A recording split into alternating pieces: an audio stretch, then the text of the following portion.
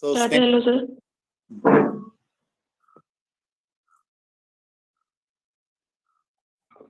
Good morning, everyone.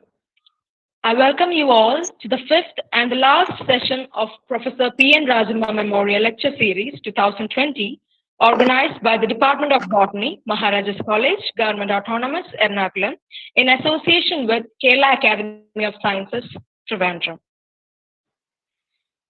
Before beginning the program, let us seek the blessing of Almighty.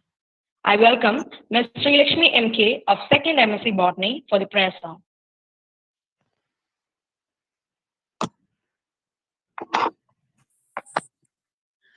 ദൈവമേ നിന്റെ ദിവ്യകാരുണ്യം നിത്യവും ഞങ്ങൾ കരുളേണം. ഇന്നെന്നും നിന്റെ പുണ്യനാമങ്ങൾ പാടുവാൻ നാദം നൽകീനം. മുള്ളുകൾ മാറ്റിപ്പോവിരിക്കണം, നന്മകൾ മാത്രം നൽകണം. മുള്ളുകൾ മാറ്റിപ്പോവിരിക്കണം, നന്മകൾ മാത്രം നൽകണം. ദൈവമേ നിന്റെ ദിവ്യകാരുണ്യം നിത്യവും ഞങ്ങൾ കരുളീണം. ഇന്നെന്നും നിന്റെ പുണ്യനാമങ്ങൾ പാടുവാൻ നാദം നൽകീണം.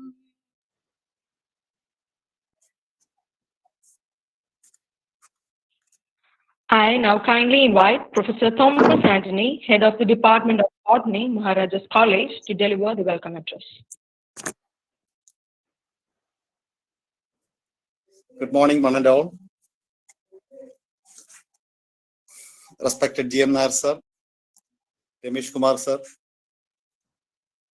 other faculty members of several colleges, students from different colleges, my colleagues, and my dear students. So it's finally time to wrap up the series which was started in memory of our former HOD, Professor P.N. Rajamma. We started the program in collaboration with Kerala Academy of Sciences, because of which we got a very wide platform than expected. And actually, the lecture series, today we have the 5th lecture. So with this, we come to the end of the series. And this series actually enlisted the participation of several faculty members and students across the country. So really feel happy about it. So actually, before going on to the top, the job assigned to me, I would like to mention the help rendered by Kerala Academy of Sciences, particularly GM Nehru sir and Rameshkumar sir, who gave us proper guidance and actually helped make this venture a successful one. So I would like to, being the HOD of the department, I would like to express my gratitude first and foremost to the organizers, to the organizing committee of Kerala Academy, the office bearers. There are several dignitaries were there who took part in different sessions. I'm really thankful to all of you, sir. So, and now let me move on to what I'm assigned to do. So first of all, actually today,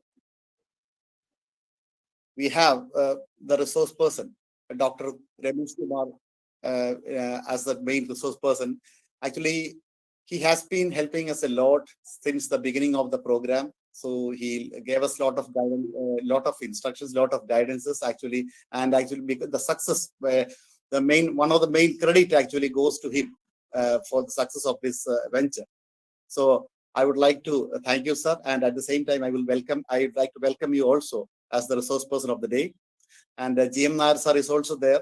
Actually, we started the program with a session of GM Nehru sir, actually which enlisted a participation of more than around 150 participants. So we are thankful to you, sir, for your guidance and help. So we welcome you, sir, on behalf of all our faculty members and all those who are taking part in this program. then I would like to welcome all the faculty members who are here from other colleges, the students from other colleges, and definitely students of our college.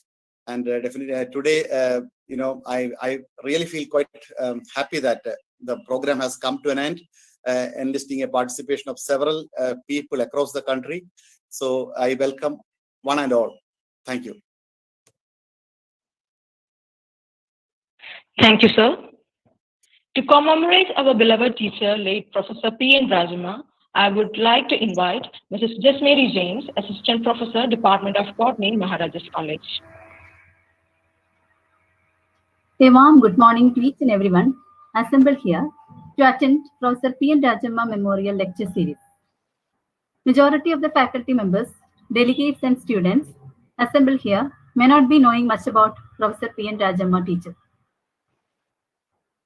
Thomas Anthony sir, the current HOD of our department, and myself had the opportunity to work with her during her period. Professor P.N. Rajama was a member of the faculty of the Department of Botany of Maharaja's College, Ernakulam for 22 years. She retired from service in the year 2011. I came to Maharaja's College in the year 2009, and Rajama teacher, as we fondly called her, was the head of the department during that period. She was a noble soul whose dedication to the profession, the concern for her students and colleagues is worth emulating. There were several instances which showed her dedication to the students. At that time, we did not have much of the resources that we have today. We did not have internet facilities in our department. She used to painstakingly prepare the notes referring to several books. Those notes which she prepared for the students has been handed over by her to those teachers who taught that subject later. Despite her health problems like diabetics and knee problems, she used to take the physical strain of taking the stairs to the office several times a day whenever it was needed. Since we did not have a printer at that time in our department, she used to go out and take prints of materials required for the department using her personal money, and never heard her complaining about the situations or demanded anything from us. She always gave us a priority in maintaining good relationship with all our colleagues, and she was always there to extend a helping hand for everyone in need. We had several programs in her tenure which caught the attention of other departments, other colleges, and even the media, though at that time the social media did not have the far-reaching influence it has today. The first one that comes to my mind is about the Karanalli Krishi, which actually catapulted our department in the limelight. And the Karanalli Krishi actually was started in a garden which was situated on the western side of our department, and it was an area piled up with waste, and that area was made ready for paddy cultivation.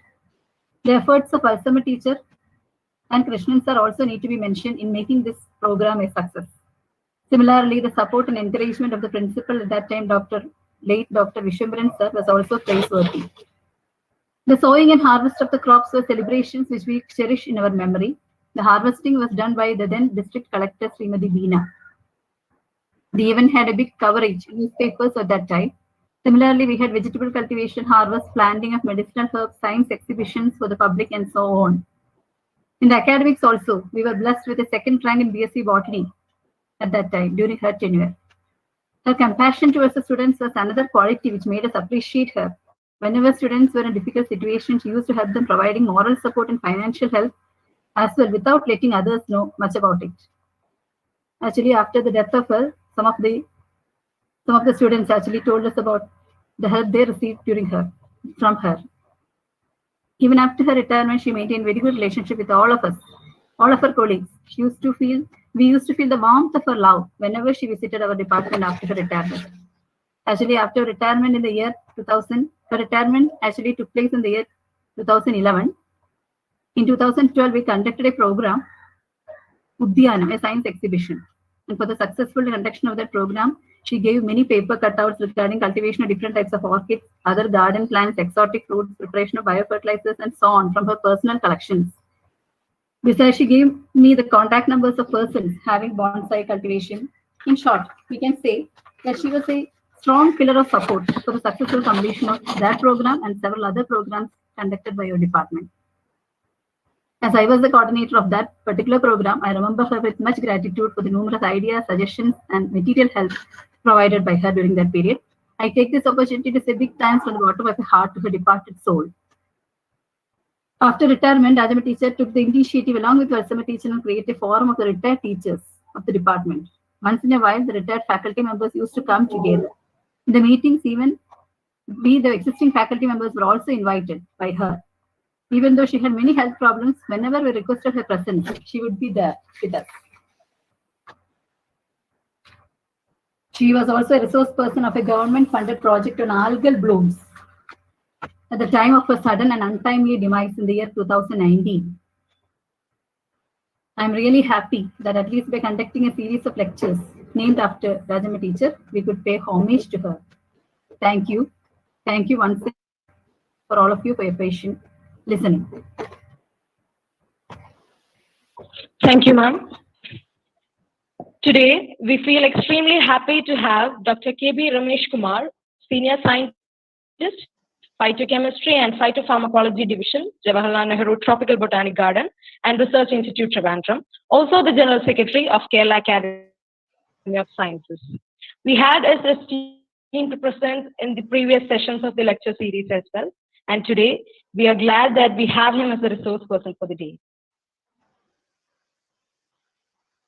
Now, to formally introduce Dr. K.B. Rameshkumar, I welcome Mrs. Shant.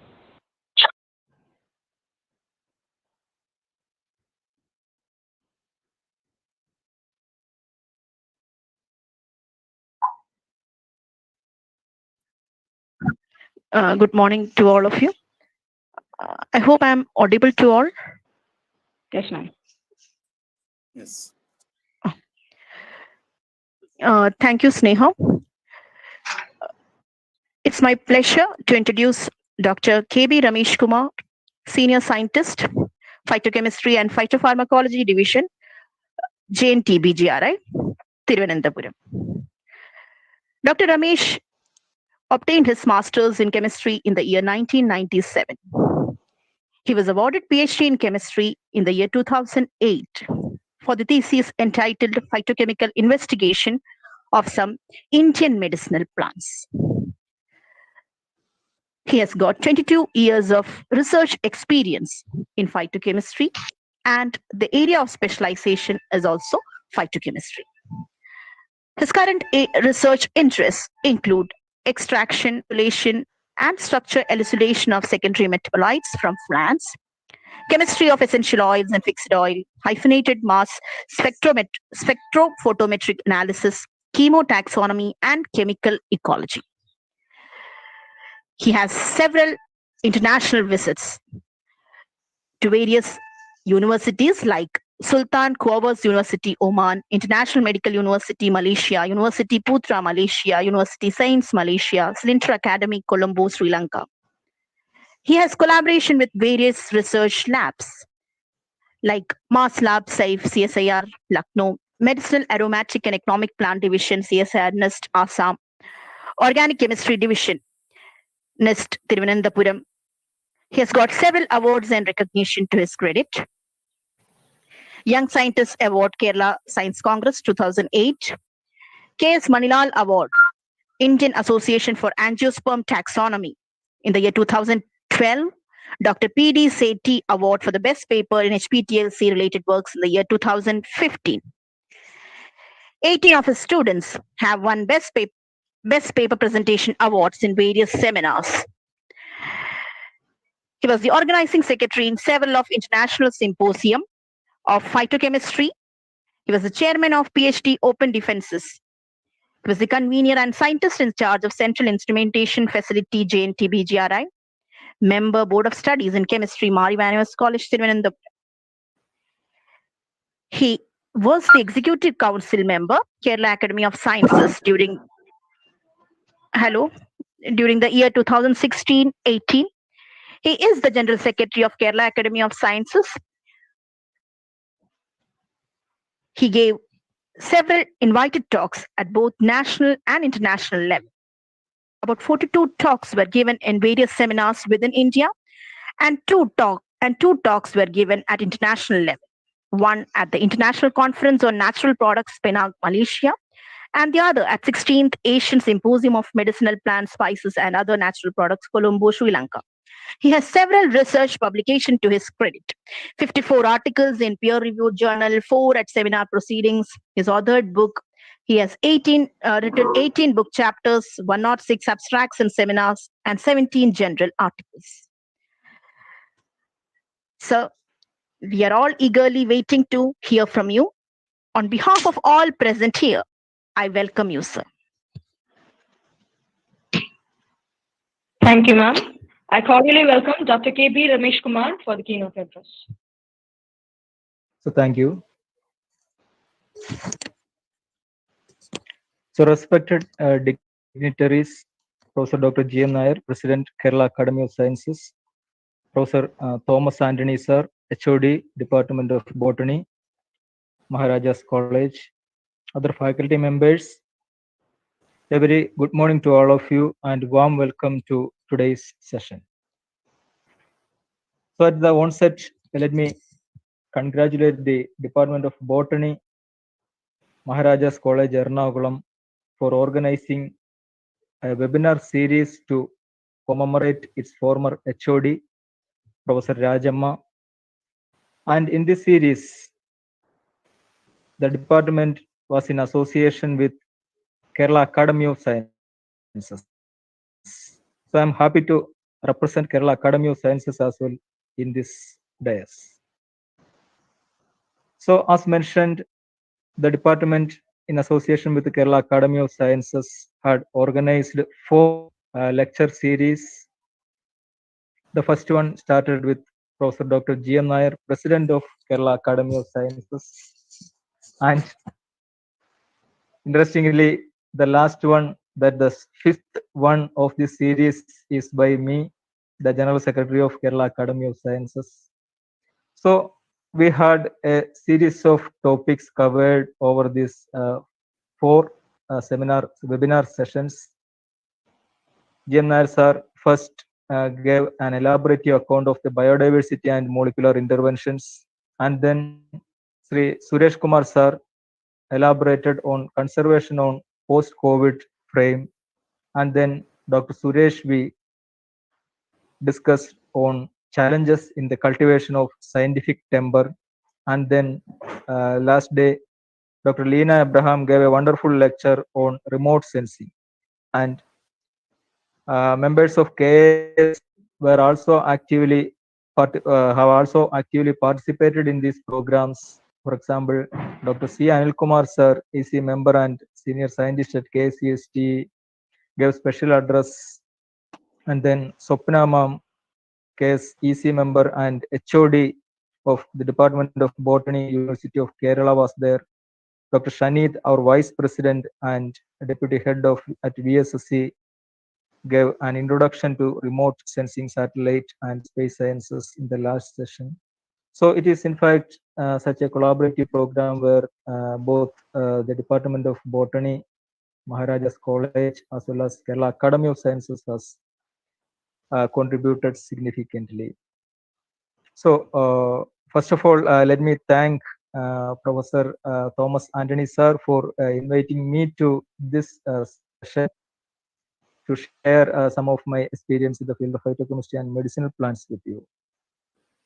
So before going to the topic, let me give a brief introduction on Kerala Academy of Sciences. It is a premier professional body of scientists, academicians, and technocrats in the state of Kerala. It is established in the year 1989 in the University of Kerala by the efforts of Professor Agasti, the first General Secretary, founder General Secretary Professor Agasti, and the Academy has now nearly 600 life members.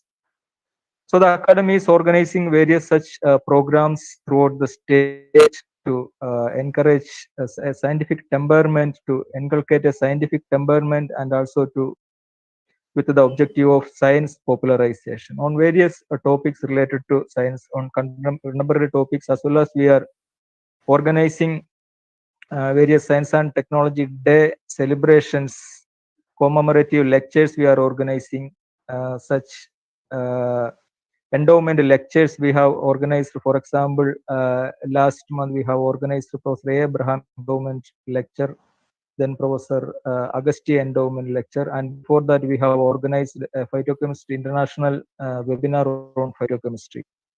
So I use this opportunity to request all the dignitaries and faculty members, as well as the students who have completed their PG courses, to join this prestigious academy. The life membership form you can download from the website, and you can be proud members of this academy, and you can officially join all these programs being organized by Kerala Academy of Sciences. So, as I mentioned, we have gone through different topics related to plant science, as well as general topics on scientific temper, and so on. So today I'm going to take you to another world, the fascinating world of phytochemicals. So I'm trying to present it in association with the history of medicinal plants. And as requested, an introductory aspect on phytochemistry will be there to get familiar with the students on botany, and as well as different aspects on the history of medicinal plants will be covered. And as we are all going through this severe crisis of pandemic COVID-19, of course, the application of these medicinal plants, how much it is reliable to manage this pandemic, that will also be covered. So as most of the audience are from a student category, let me give some introduction on various aspects. So now let me proceed to the topic.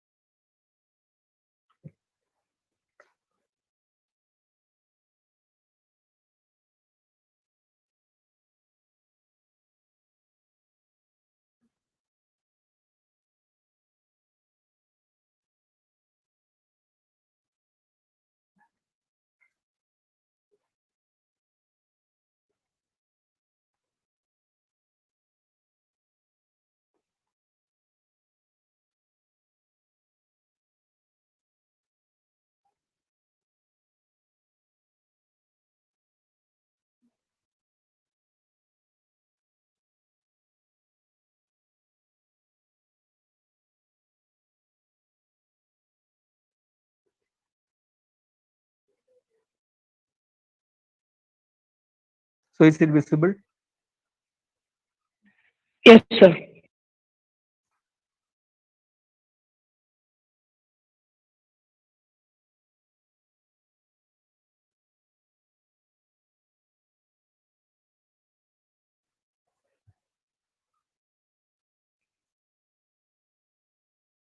So the topic is history of medicinal plants, phytochemical perspective. Is it full screen? No, sir. Slideshow alla. Okay. So I think now it is in full screen. Yes, sir. Yes, yes. Okay.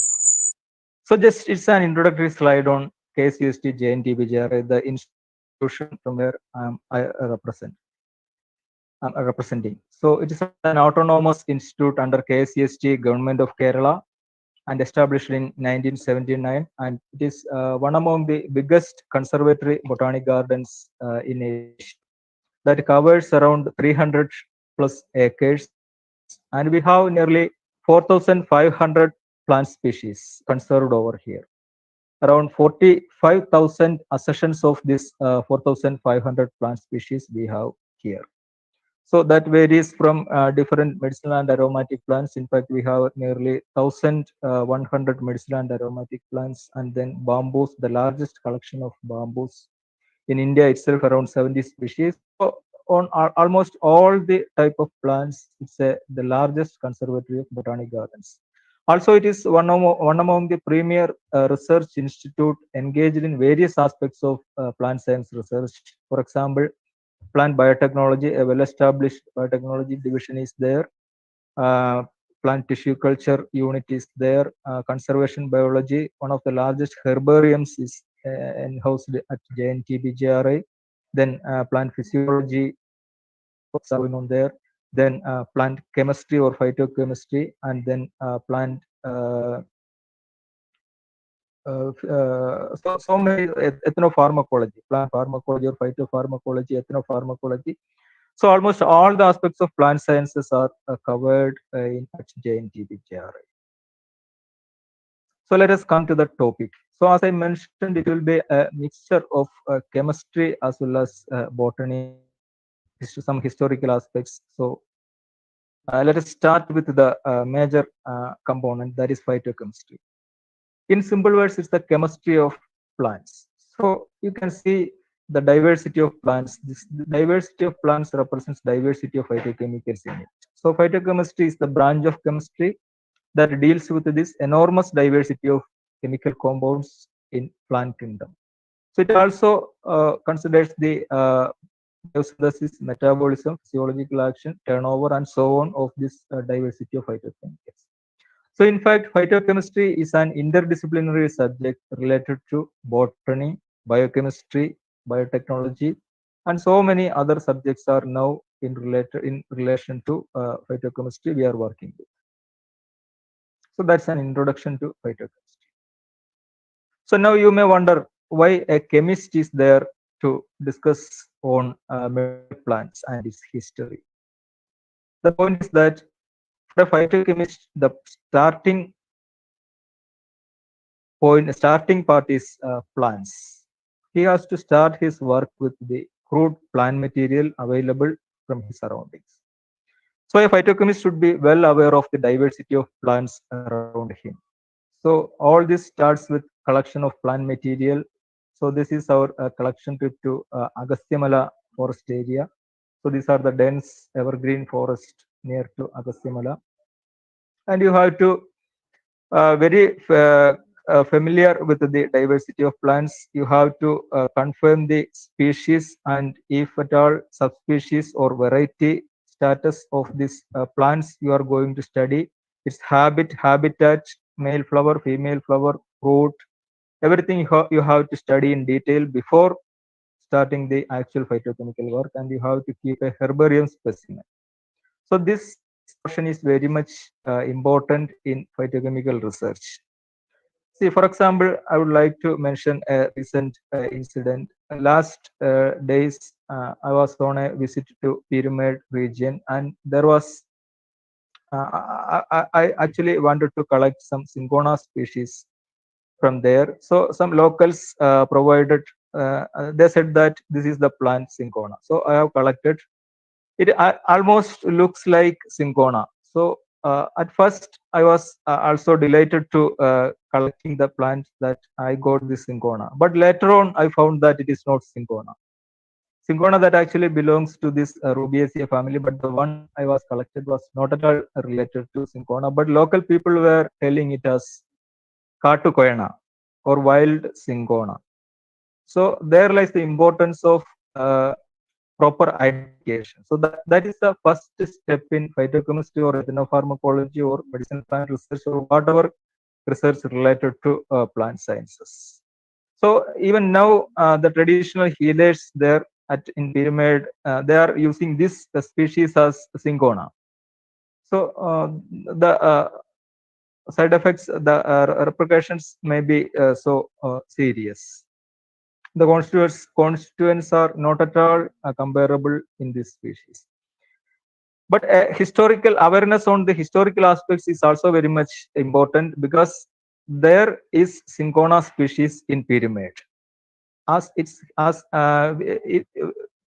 If we trace to the historical aspects, we can see that during 1860s, during the middle of 19th century, Britishers planted the cinchona species in Pyramid. So there must be this cinchona species somewhere there.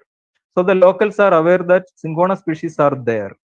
So that's why they have pointed this species that looks like cinchona as Cinchona officinalis or Quena.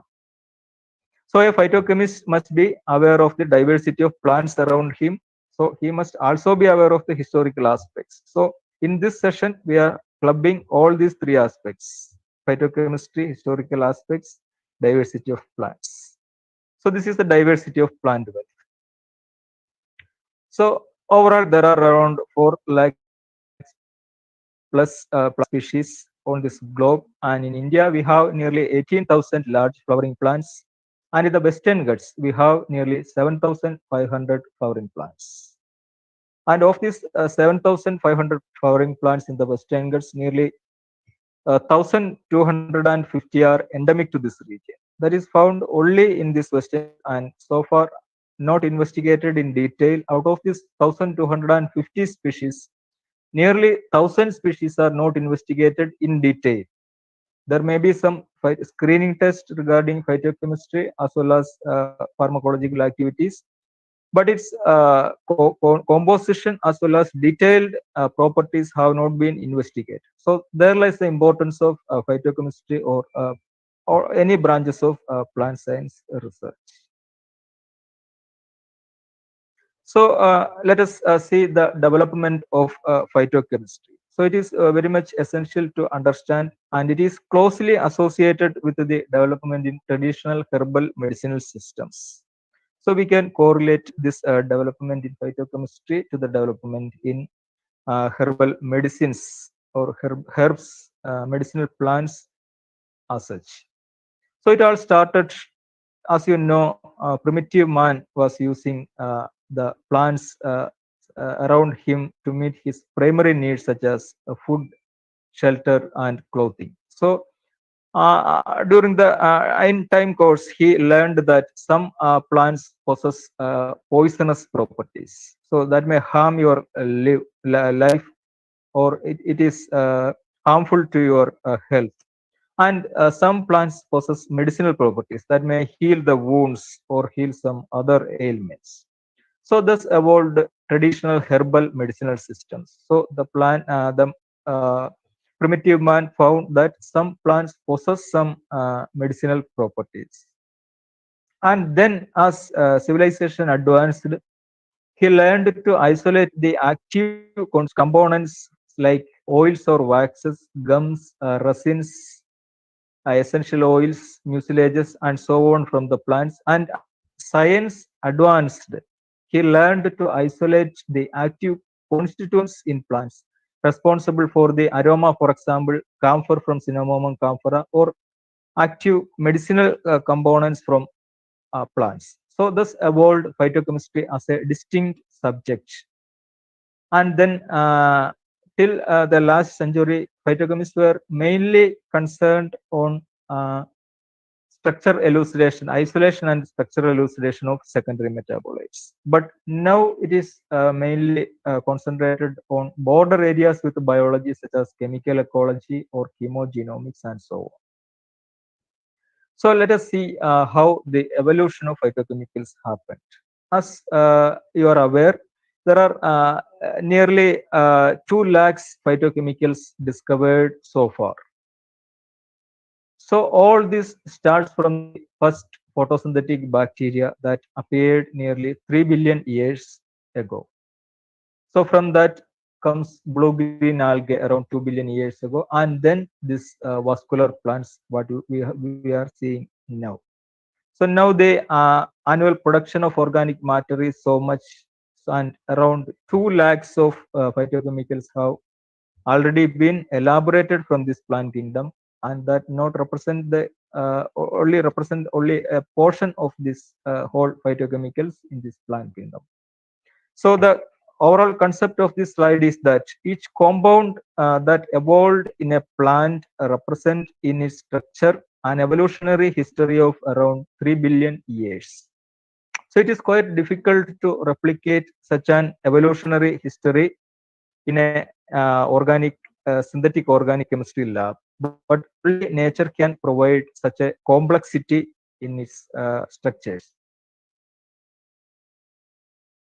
Slide change ആവുന്നുണ്ടല്ലോ. So now we can see how this diversity of phytochemicals are biosynthesized in plants.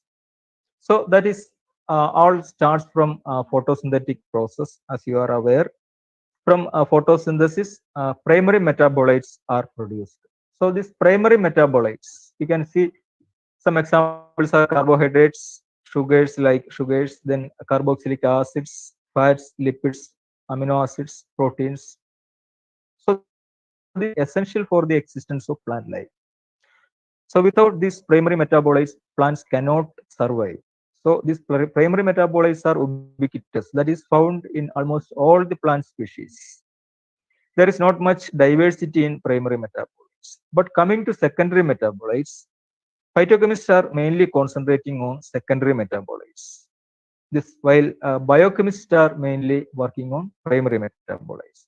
So these primary metabolites are derived from secondary metabolites are derived from primary metabolites through some biosynthetical pathways. So these biosynthetic pathways are nothing but specific reactions that are governed by enzymes and specific cell environments inside the cell, inside the different part of the cell, maybe in cell vacuole or in other organelles and so on. So the major secondary metabolites in plants are this phenolics, alkaloids, steroids, or terpenoids. We can generally classify it as terpenoids. So though there are nearly 2 lakhs of compounds elaborated so far, we can classify all these compounds into these 3 major classes, that is phenolics, alkaloids, and terpenoids. These phenolic compounds, those are evolved through this chemic acid pathway in photosynthesis, whereas these alkaloids are mainly formed through amino acids, and these terpenoids through malonic acid pathway. So that is the biosynthesis of this diversity of phytochemicals.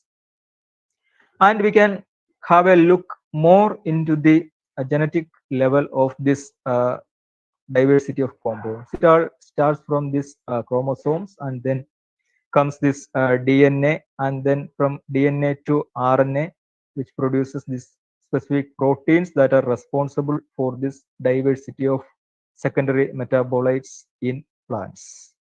So this is what takes place inside the plant.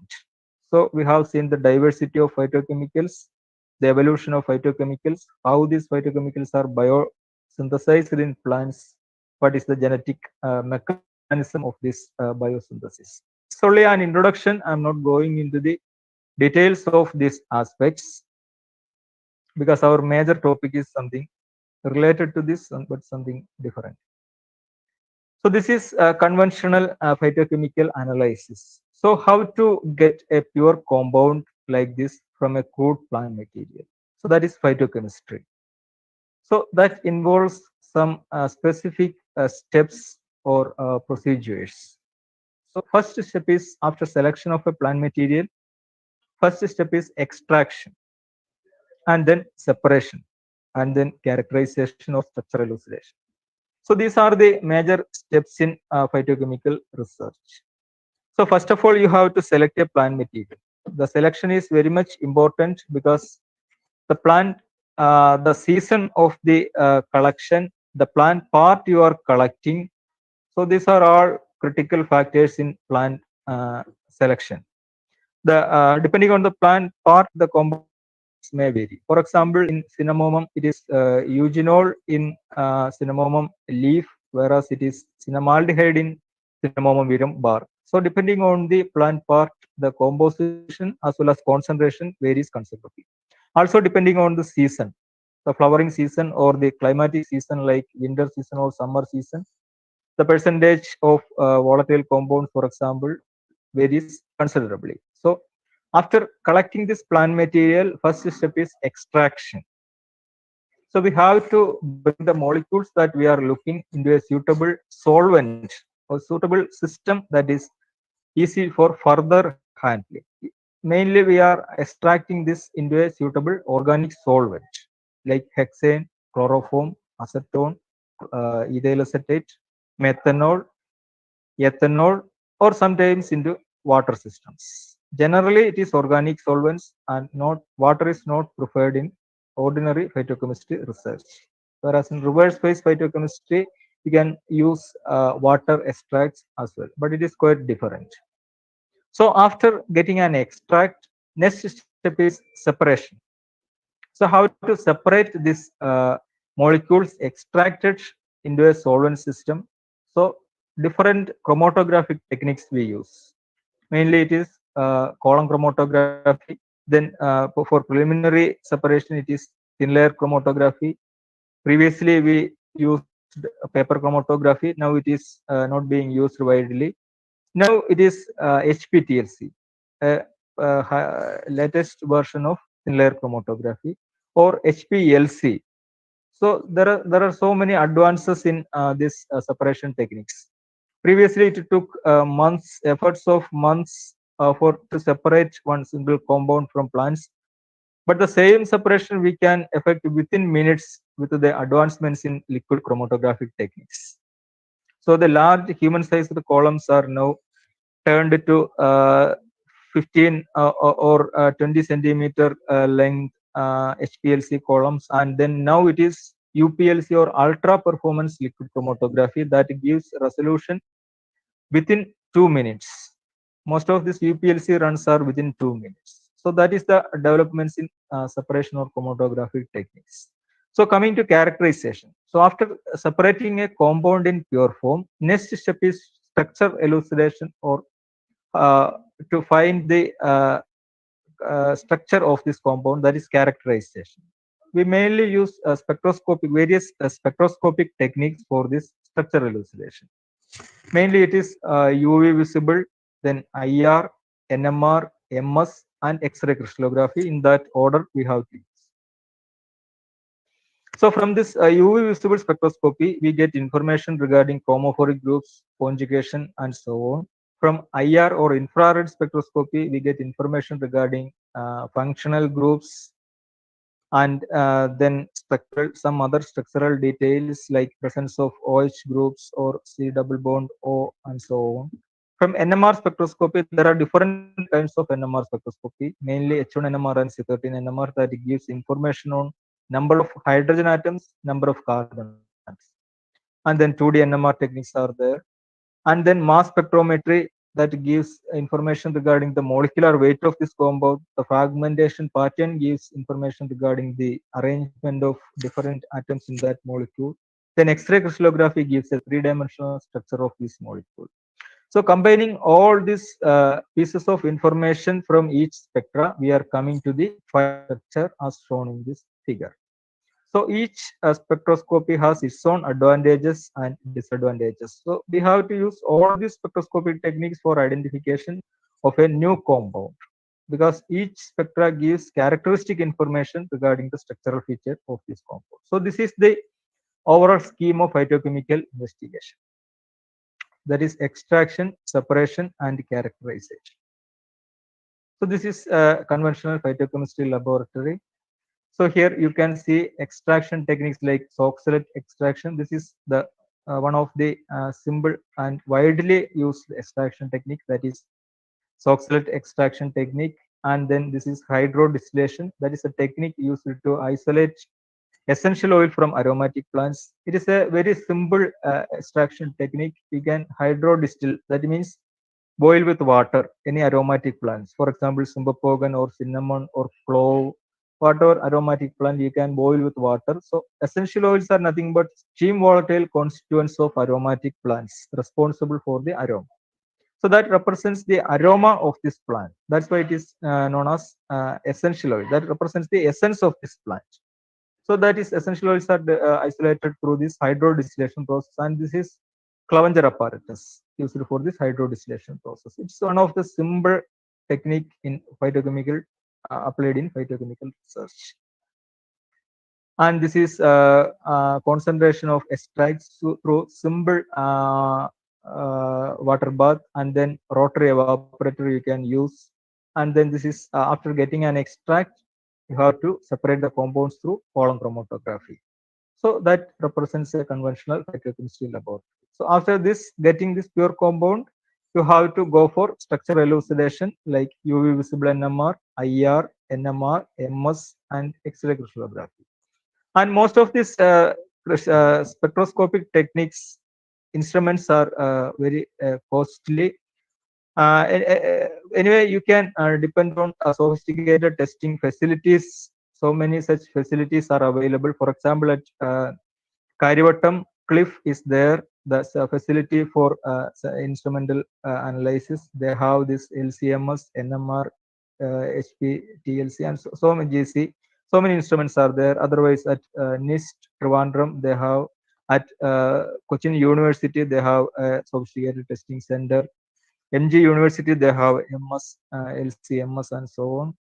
Or some private or quasi-governmental institutions like CPC Kollam, then Care Kerala Thrissur, they are all providing this sophisticated instrumental analytical facilities. So you need not get all these high-end instruments in your lab for carrying for starting this phytochemical research. So we have this is an introduction on phytochemistry. So the applications of phytochemicals, that is wide, as you can see in almost every walk of life. The application of phytochemicals you can see, from drugs to your clothes to food materials and so on. So in this session, we are now mainly concentrating on drugs, or how these phytochemicals are acting as drugs, or the role of phytochemicals in medicinal plants, we can see.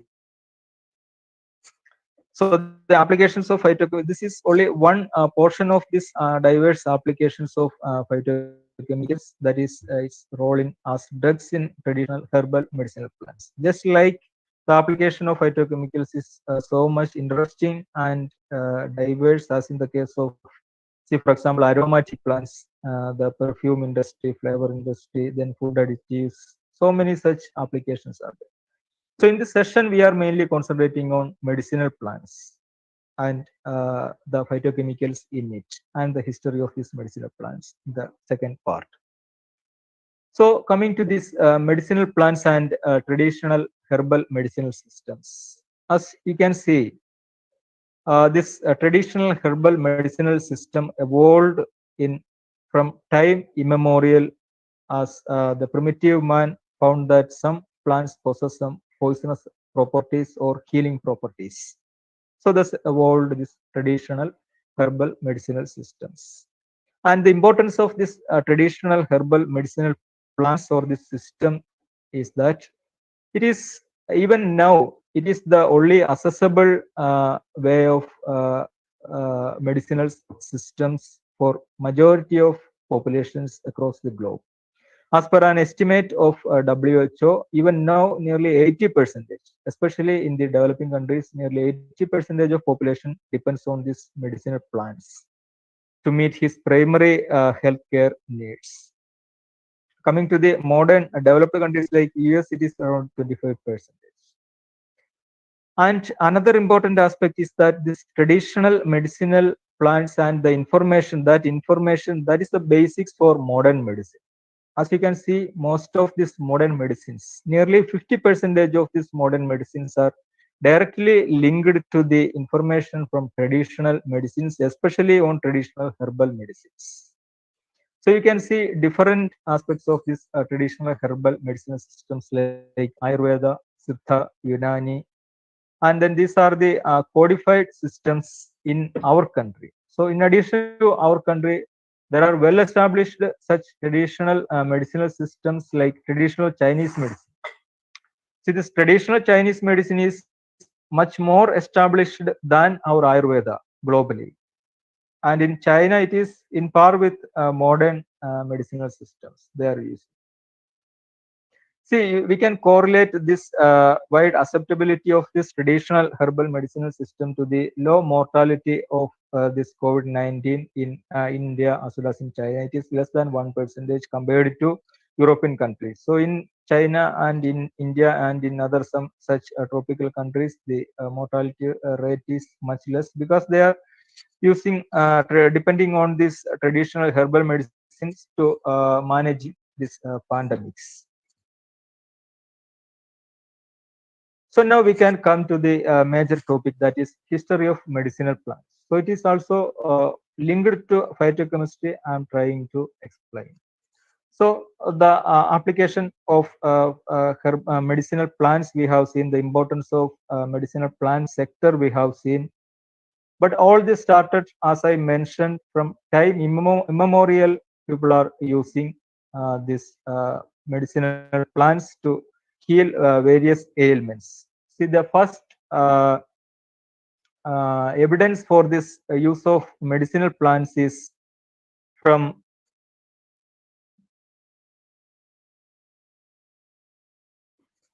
the first use of this medicinal plants is from archaeological evidences. Scientists could trace out that certain medicinal plants were being used by Neanderthal man, and that was discovered from their burial ground, that's around 60,000 years old. And later on, from that was from Paleolithic period, and later on from Mesolithic period, that is the period just after this Paleolithic period, that is old Stone Age, and this is new Stone Age. In between new Stone Age and old Stone Age, evidence were again obtained that reveals the use of medicinal plants by primitive man. That is prehistoric. That is by human population before the start of agriculture practices. See, it is quite interesting to see how the scientists discovered that these primitive people were using these medicinal plants. See, for example, in this particular case, this is a paper published in 2014, I think, in a PLOS ONE journal. And the scientists have found that this from the graveyard of Mesolithic period, from one Sudan, from the Central African country Sudan, they have unearthed the graveyard and found that from the dental plaque of this particular skeleton, they have traced the components of Cyperus rotundus, that is purple nutsedge, from the dental plaque of this particular graveyard. They have analyzed and found that remainings of characteristic compounds in Cyperus rotundus, like rotundone and neorotundone. They have identified through thermocoupled gas chromatography, mass spectrometry technique. So these compounds were trapped inside that plaque. That is the calcified remainings attached to the teeth. So that those compounds and remainings of the vegetable material was intact there, and the scientists could trace out the components from that portion of this dental plaque, and they have interpreted that it is Cyperus rotundus. This particular person have used for long. So that is quite scientifically validated evidence to show the usage of these medicinal plants. As you can see, Cyperus rotundus, Muttanga, that is a well-known medicinal plants widely used for various ailments, especially to intestinal disorders. So primitive people were knowing the application of this Cyperus rotundus. So this is another, this is Cyperus rotundus, or Muttanga. And the next information on the first written record of this medicinal plants comes from the slates unearthed from Sumerian culture, that's around 5,000 years back. So that describes the usage of several medicinal plants. And then these are the evolutionary history of these medicinal plants. So in different cultures across the globe, these medicinal plants and the diversity of medicinal plants were used, and it is surprising to note that some plants were used for the same purposes in different continents. For example, in Africa and in India, the same plant material have been used for the same treating the same ailments. So these are some of the important ancient civilizations that used these medicinal plants. For example, in ancient Egyptian civilization, we can see information regarding the use of these medicinal plants from the Aberus papyrus, that is the writings on Cyprus papyrus. This is Cyprus papyrus. So the information regarding the traditional use of these medicinal plants were recorded on these papyrus leaflets. So coming to ancient China, as I mentioned, traditional Chinese medicine is well known, rather well known than our Ayurvedic systems world over. So the cornerstone of this traditional Chinese medicine is Pun Sao, the pharmacopoeia developed by the Chinese emperor Shen Nung. So he is known for the discovery of tea. So he is from Han Dynasty, and so many other successors have compiled all this traditional information on these Chinese herbs, and they have recorded traditional information on various herbal applications. And perhaps it is much more documented and well studied than our Ayurvedic systems. Coming to ancient India, we have this Vedas that describes these plants, medicinal plants, that dates back to nearly 1500 BC. And then Samhitas like this Charaka Samhita and Susruta Samhita that elaborates the application of medicinal plants in detail. So this Ayurveda is an outcome of all these informations. And then I'm not going to the details of that aspects. It's just an outline on the development of the historical aspects of these medicinal plants, how the civilizations used these medicinal plants, and so on. And then you can see ancient Greek and Roman, they were well experts in using these medicinal plants. So many such informations are being recorded in Greek and Roman literature. So you can see the basis of modern medicine is from this compilation of all this information from by this Greek and Roman sages like Hippocrates, who was considered as the father of modern medicine, Theophrastus, father of botany, and then Dioscorides, who wrote this Materia Medica that describes so many medicinal plants and its applications in detail. Galen, who have compiled all these informations and added his own observations to these aspects. So these are all important points in the history of medicinal plants. And then Arab medicines, herbal medicinal systems that we have to mention, because at one time that was the this Baghdad was the center of this herbal medicines, and this Unani, you can see it is related to this Arab herbal medicinal systems. And then comes the modern era of scientific advancements and scientific explorations by the Europeans. And you can see this is from 15th to this 18th century or 19th century, that is regarded as the modern era of scientific advancements.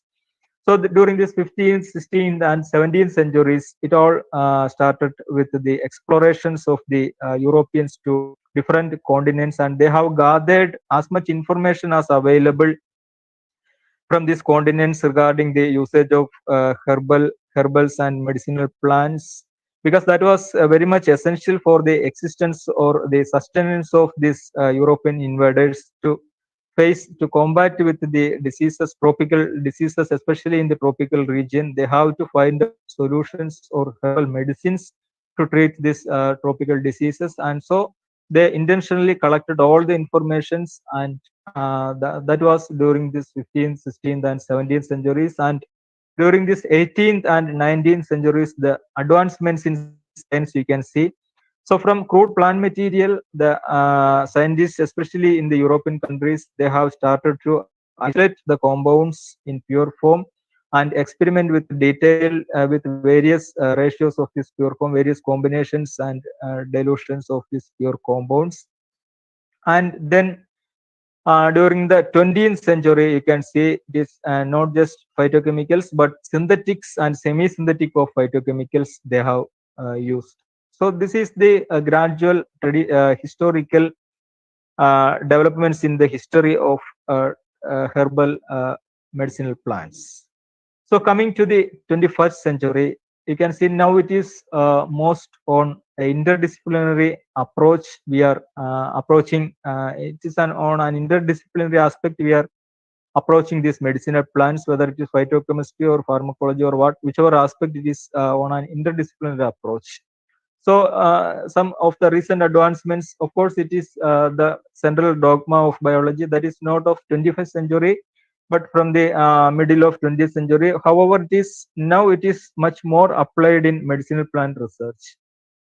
It is more on metabolomics and nanoscience and statistics that is being applied to medicinal plant research. So it is now more on interdisciplinary aspects. So an evaluation of these historical aspects on medicinal plants shows that first of all it was crude plant material, and then comes extracts and other products such gums or residues, and then comes extracts, and then comes simple pure compounds, and then its derivatives, and now it is on a system biological approach we are moving. So like metabolome, that refers to the whole secondary metabolites or simple molecules in a plant and how it is related to its genetic constitution and so on. So this is an example of such system biology studies through metabolomics. This Arabidopsis thaliana, that is a model organism plant material for such studies. So now you can see, now we can come back to the present situation. So how these medicinal plants are being used. So you can see in traditions, it is in traditional herbal medicine, mainly it is crude plant material. As in Ayurveda, we are boiling the crude plant material and consuming. Or different herbal combinations or different plant products such as resins we are using, or gums or oleo essential oils we are using. And then comes solvent extracts. See, for example, in traditional Ayurvedic preparations, we use decoction or water extraction, or then that is kashayam, that is water extraction, then arishtam extraction using alcohol, and then we use fat or milk for extracting certain lipid soluble components. So similarly, there are different extraction techniques being applied in traditional herbal medicinal practices as well as in modern practices. As I mentioned, there are different techniques. So these extracts are being used of these medicinal plants, and now we are mainly using pure compounds from these medicinal plants. For example, this quinine isolated from Cinchona officinalis. So in the beginning, it was the bark of Cinchona officinalis, Cinchona species, that is being used to treat various symptoms of fever. But later on, as the science advanced, it is the major compound was found as quinine, and various formulations based on this quinine and its derivatives were prepared. And now it is synthetic derivative of this quinine, that is chloroquine or hydroxychloroquine, with much more effect is being used to treat this malaria or some other diseases.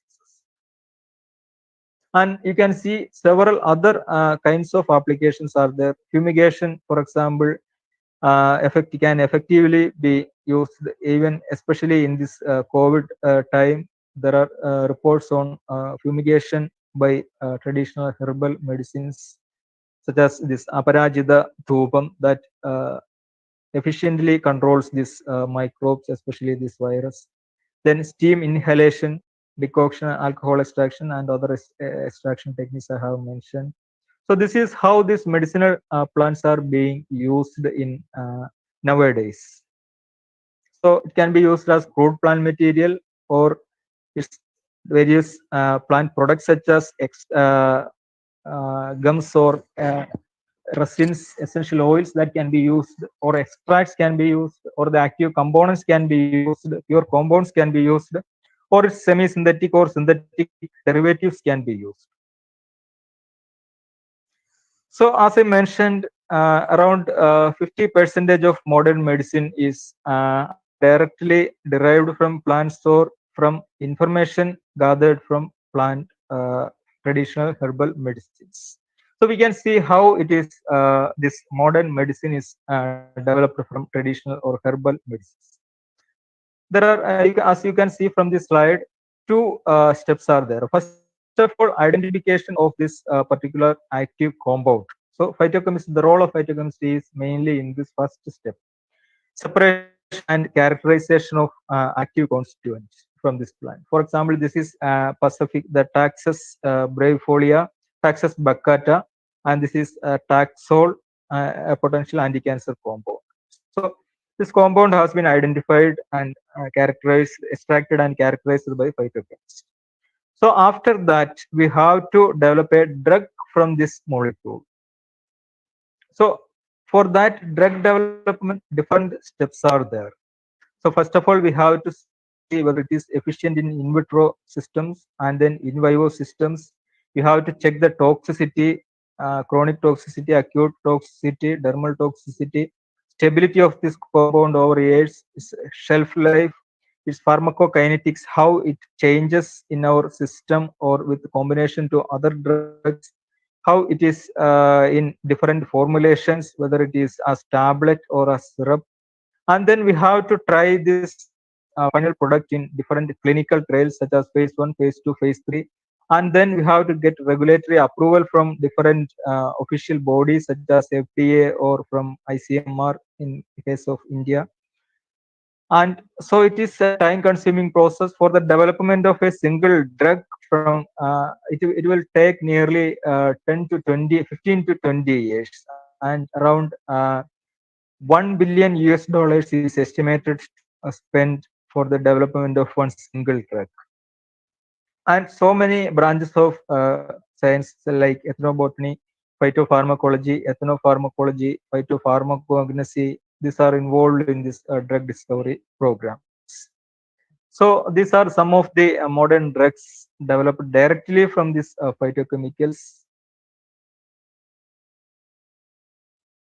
So now we can come to our major topic, that is the history of these medicinal plants. We have seen some historical aspects, and now we can see a few examples of this major medicinal plants, and we can see the developmental aspects in those medicinal plants. The Cinchona species, this was recently in news because this hydroxychloroquine was derived from quinine, officially isolated from Cinchona species.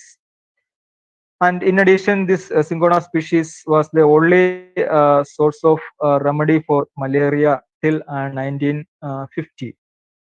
So there are nearly 27 species are there. So these are the various Cinchona species. So it is a high altitude species. That's why Britishers established the Cinchona plantations in highlands of India, that like Darjeeling or Ooty or Pyramid. So the species I have mentioned, I have collected, just look like this Cinchona nitida. So this is the historical aspect of this Cinchona tree. So all this started from this region of this tropical belt, that is Andes, South Andes region. So you can see this tropical region is one of the major haven of medicinal plants in the world. Though it represents around 7% of global surface, it holds around almost half of this plant wealth that the earth possesses. So that is the importance of this tropical region. So our Western Ghats comes in this tropical region, and this Cinchona species is from another part of this tropical region. So in this tropical region, there are mainly three regions: that is the Indo-Malay region, then this African region, and then this South American region. So this Cinchona, the history of Cinchona can be traced back to this South American region, this Peru, Ecuador. So these countries were southern portion of this South America. So people of this South American region, this Andes hilly region, they were using the bark of this Syngona species to treat various conditions of fever. See, the point is that at that time malaria was not there. So malaria came to this southern part of this America only by the invasion of these Europeans during the 15th century only. So till then malaria was not there, but various other forms of fever were there, and this traditional natives of this Andes region, those people are known as Conchua. They were using the bark of this Syngona species to treat symptoms like those of malaria. So the European invaders noticed that it is the symptoms that been cured by this Syngona bark is just like this malaria. So at that time, malaria was a dreadful disease overall Europe. Not only in Europe, but it was a major threat to the European invaders because it caused their soldiers. Uh, in fact, large number of soldiers were died because of this malaria than by the enemy attack, as per one estimate. It's around 50 billion, as per an estimate. Almost half of the people ever lived on the globe have been died because of this malaria. So that much dreadful was the effect of this malaria at that time.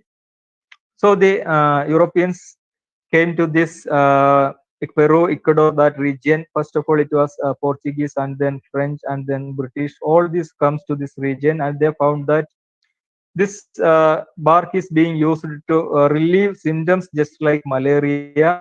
And then this plant was this property was noticed in 1630. That was the first record of this use of Syngona bark against malaria-like fever by the Europeans. And then this plant was named as Syngona by Linnaeus in 1742.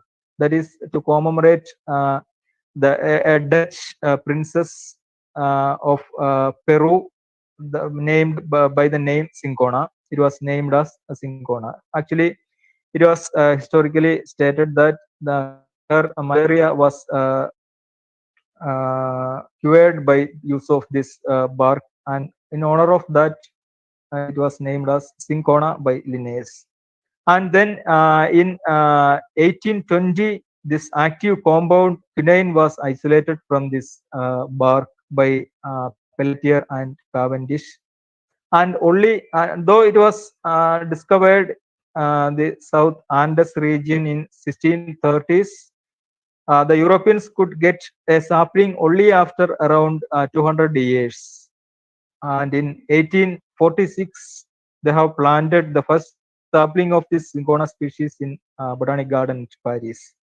And in 1816, Clemens Markham introduced this species to India. So that is the history of this medicinal plant Syngona. So it all started from the traditional use of this natives of this Andes region to treat various forms of fever. So the British found that that it is efficient to treat malaria, and they started large scale cultivation all over their countries, all over their colonies across the globe. And then later on, they have isolated the major compound and found it as quinine. And then different formulations of this quinine were at that time, this was the only remedy available to treat malaria. This further research on various medicinal plants resulted in more efficient compounds like artemisinin later on 1950s only. So till that 1950s, it was the only remedy to treat malaria. And these are some of the historically important points in the history of Syngona. That is discovery of this quinine by Pierre Joseph Pelletier and Joseph Cavendish.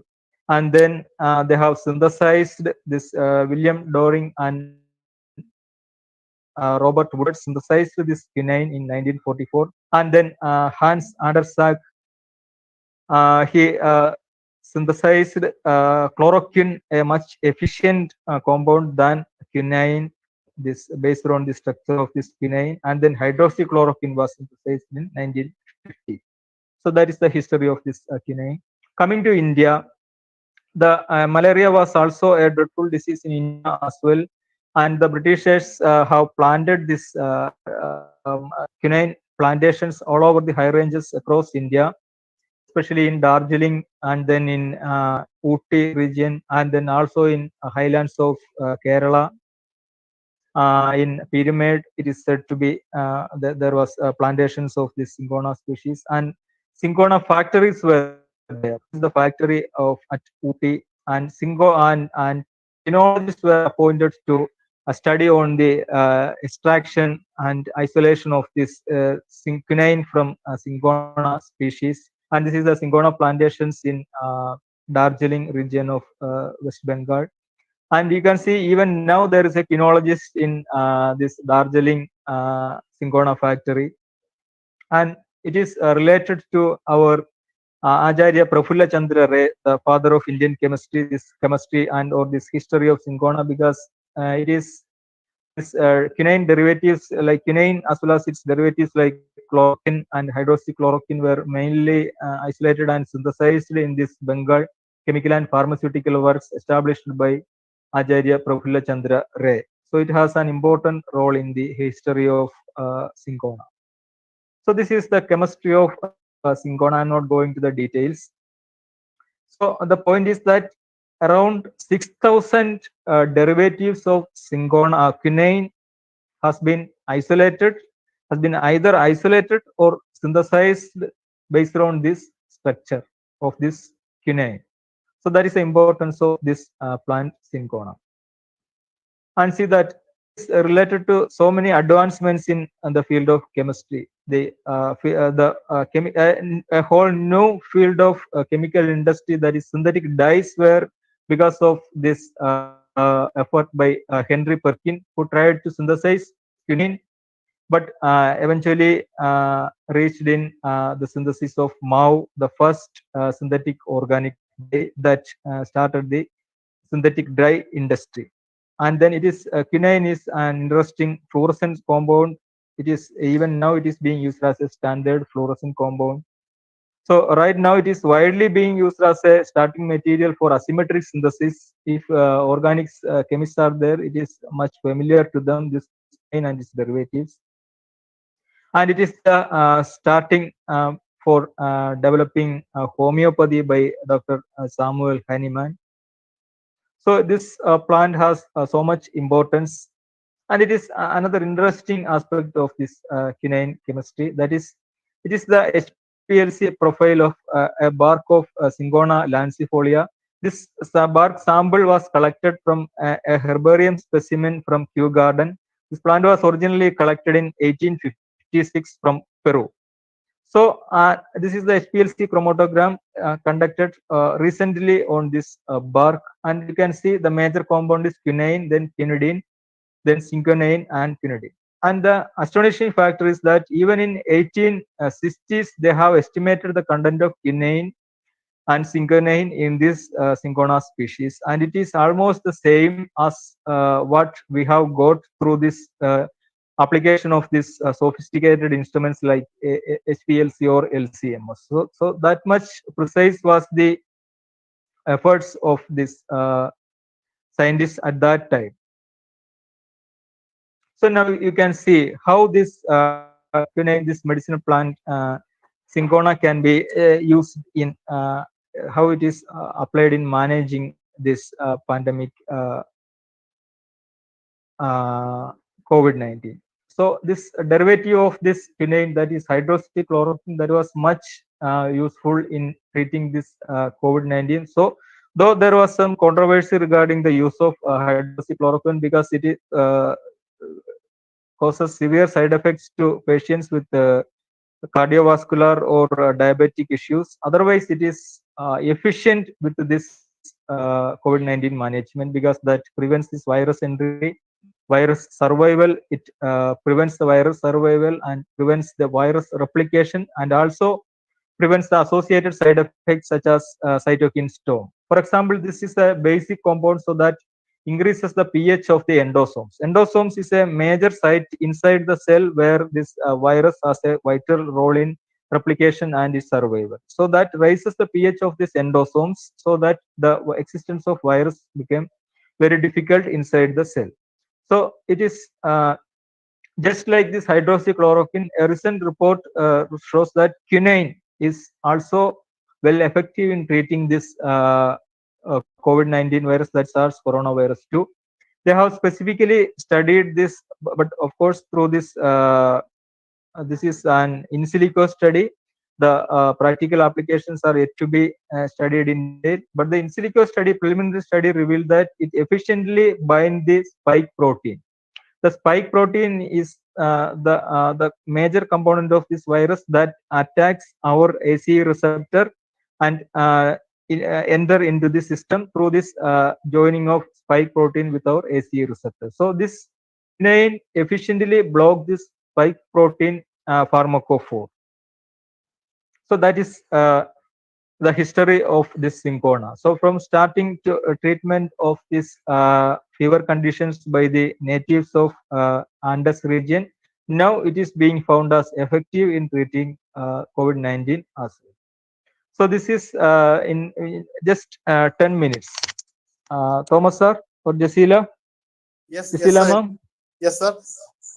10 minutes more. It's okay, sir. You can carry on. Okay. So this history of cinchona is related to this artemisinin as well. So this is project 523. This 523 that was a secret project by the Chinese to find out an alternative to quinine to combat this malaria. So at that time, quinine was there were so many such quinine resistant strains of Plasmodium. So there was an urge for developing alternate compounds that effectively handles this quinine resistant strains of Plasmodium. So the Chinese government started a project 523 just because it started on 23rd of May. That's why it is known as 523, the project.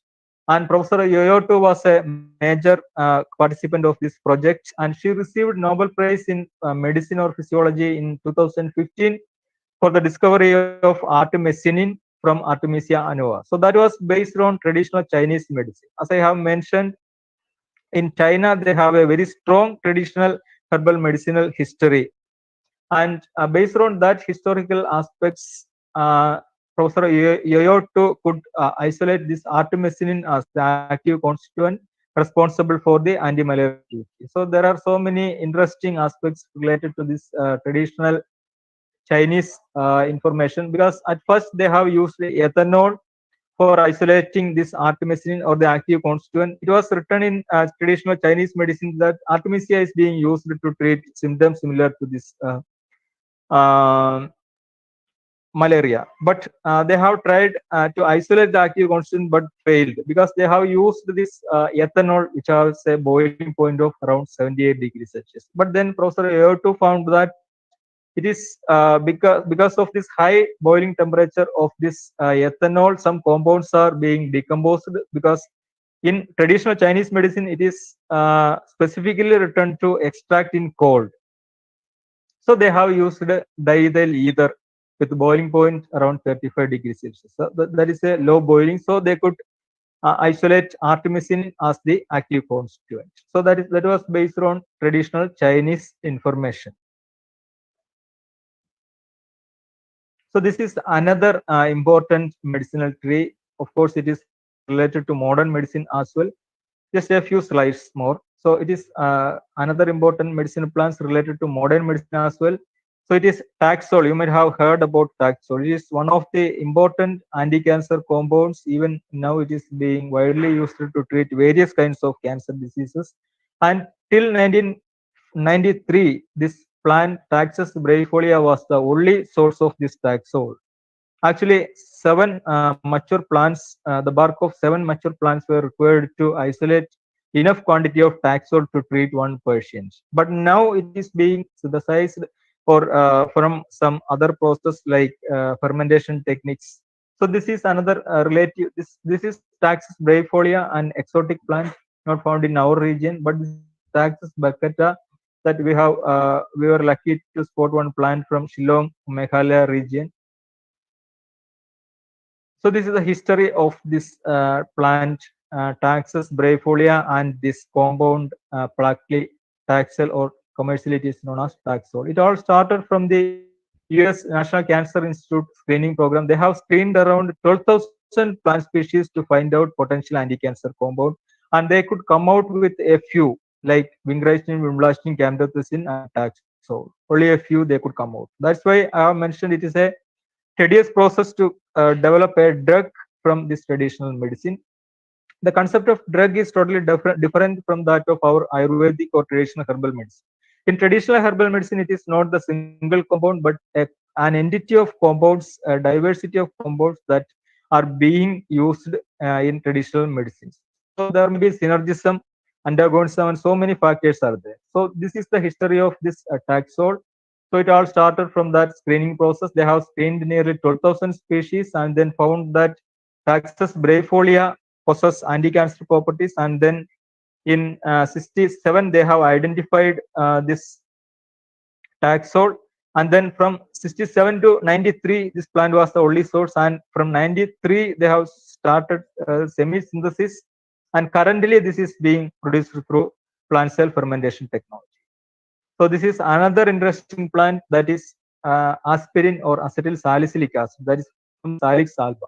So it all started from the traditional information that the salix tree is being used to relieve from gum pain. So based on that information, this plant extract has been used by local people for curing from various ailments, especially to relieve from pain, that is as analgesic. So based on that information, this compound salicin was found as the active constituent.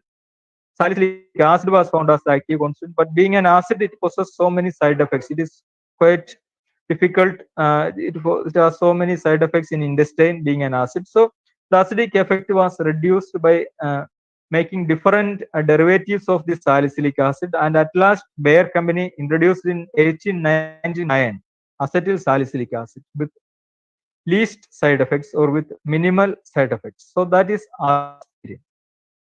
So that is the chemical history of this salix tree or aspirin. So this is another such interesting tree, that is Hypnocarpus. This tree might be well known to you, but it was the only remedy to treat this leprosy till 1943.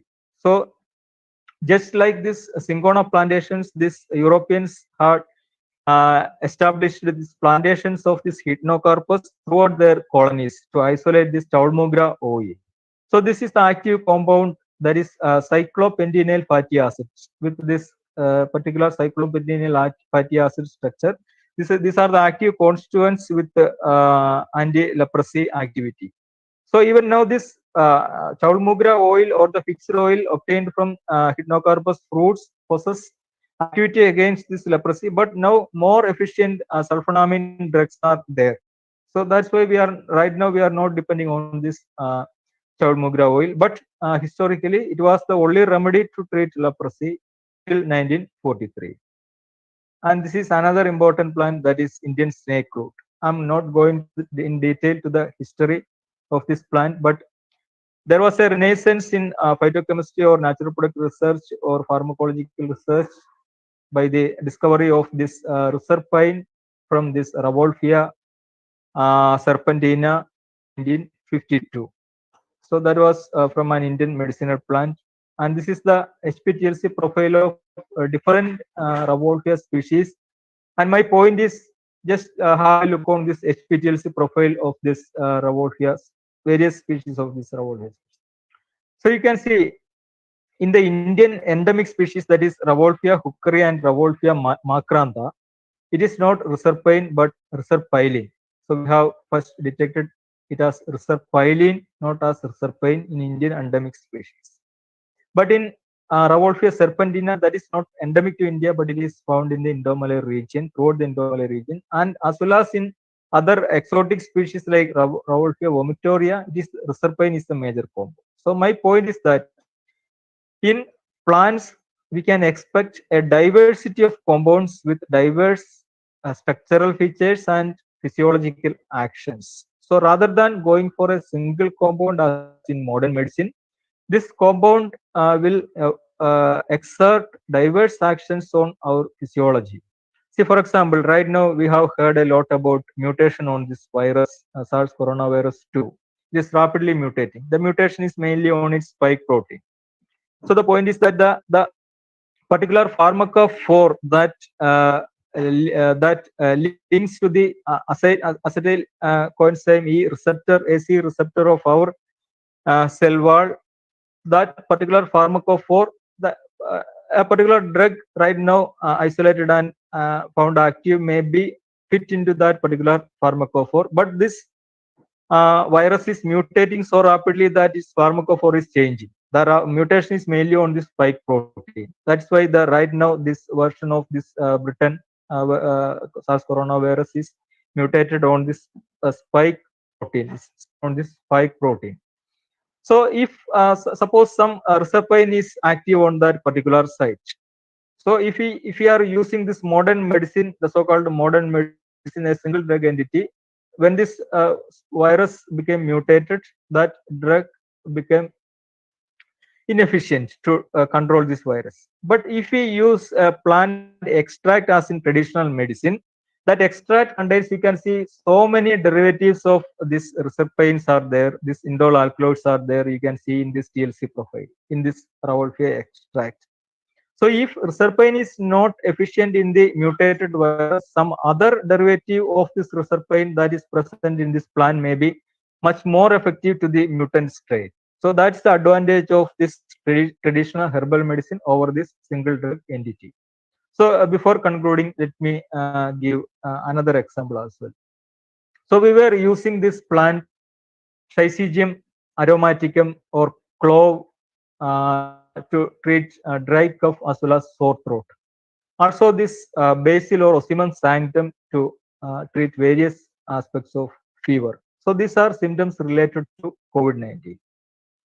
So while this is mainly through inhalation process, steam inhalation, traditional steam inhalation process, we are mainly using this clove or this Osimum sanctum or other aromatic plants.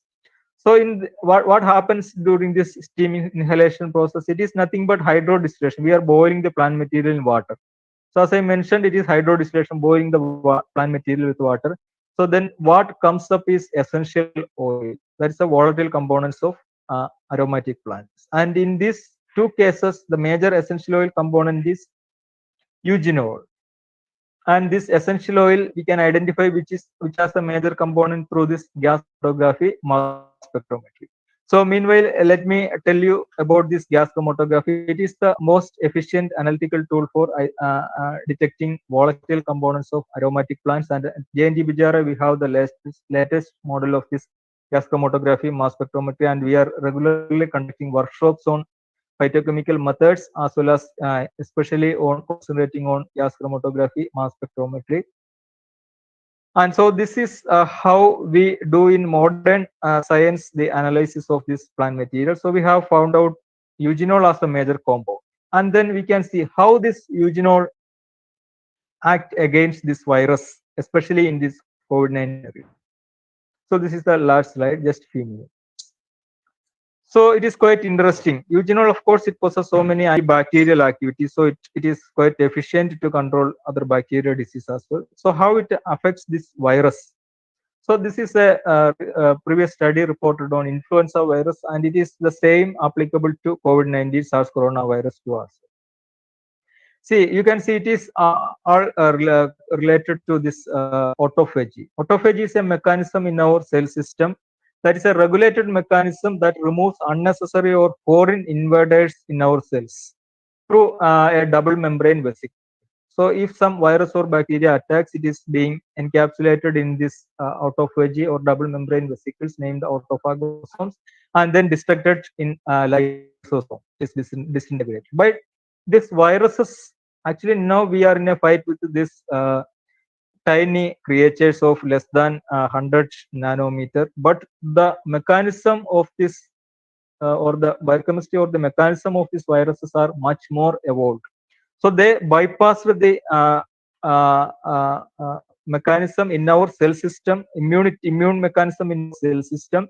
So they made use of this autophagy or autophagosomes for their favor. So rather than being as a mechanism to destruct these invaders, these viruses are using these autophagosomes for their replication. So they have the mechanism, innate genetic mechanism to manipulate this autophagy to their favor. But this eugenol comes to rescue us from this particular serious situation of viruses attacking this autophagy mechanism. So this eugenol prevents this autophagy, that prevents this virus utilizing these autophagosomes. So that is how it has well been established how it is. It is, for example, it activates the ERK or NF kappa beta signal pathways in this particular autophagy mechanism. So that is how this eugenol prevents this virus attack. So the interesting point is that it is being used from time immemorial, this thymol or eugenol as anti-fever agents. But this is the mechanism. So just like this, we have so many, as I mentioned, we have nearly 7,500 species over this Western Ghats region, and nearly 1,250 species are hitherto uninvestigated for their properties.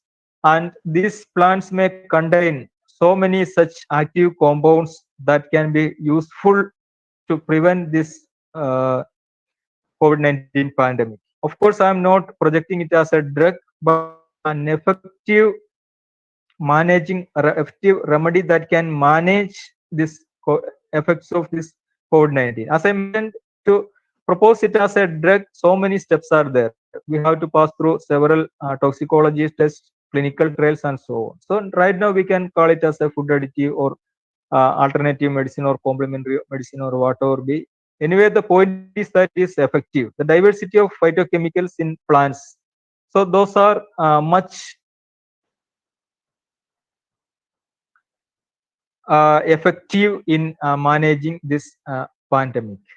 So till an effective drug or vaccine is being developed, definitely we can depend on these traditional herbal medicines to this to manage this pandemic. So these are some of the important medicines being traditional herbs being used to treat symptoms similar to this COVID-19.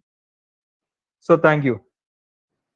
So the point is that this diversity of plants, we don't know how this diversity of phytochemicals that are evolved in this plant kingdom can be utilized, whether it is against this COVID-19 or SARS coronavirus 2 or as some potential food additives or spice agents or aromatic compounds. So an extinct plant means the diversity of phytochemicals in that plant evolved through this 3 billion years of evolution is also extinct. So thank you very much. Thank you, sir. Thank you very much for your valuable and informative talk. So you have really given a holistic picture of phytochemistry, which starts with the correct identification of the medicinal plants. And sir, you made the presentation so simple and lucid that even undergraduate students could get an idea of the entire affairs that precedes the discovery of a drug. So among the student participants, hopefully there are many who might have got a spark to move ahead and to become scientists of the future. So as I mentioned earlier, the collaboration with the Kerala Academy of Sciences has really provided a new dimension to this lecture series. And the president of Kerala Academy of Sciences, Dr. G.M. Nair, too, is there among the participants. And the participants also include other stalwarts of Kerala Academy of Sciences with the enviable credentials. We started the program with a lecture by Dr. G.M. Nair. And sir, your presence today was not expected. So still, since you're there, we would be delighted to hear from you. We would be happier if you could give us a few words of feedback and suggestions before we move on to the interaction.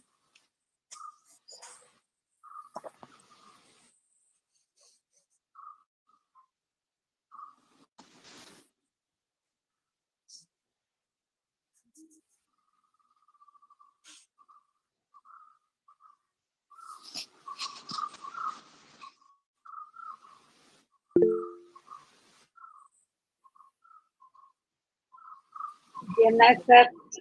Sir, are you there?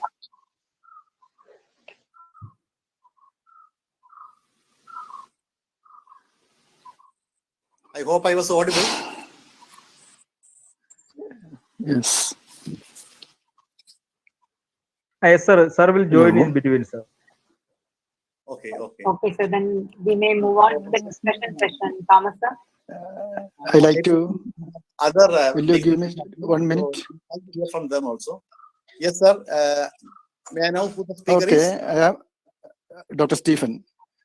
Oh, yeah, sir. Stephen. Thank you. Sir, Professor Stephen Newman College. Yeah, sir. Okay. Can you see me? Yeah, I can see you, sir. I Yeah. can see you now. What is this?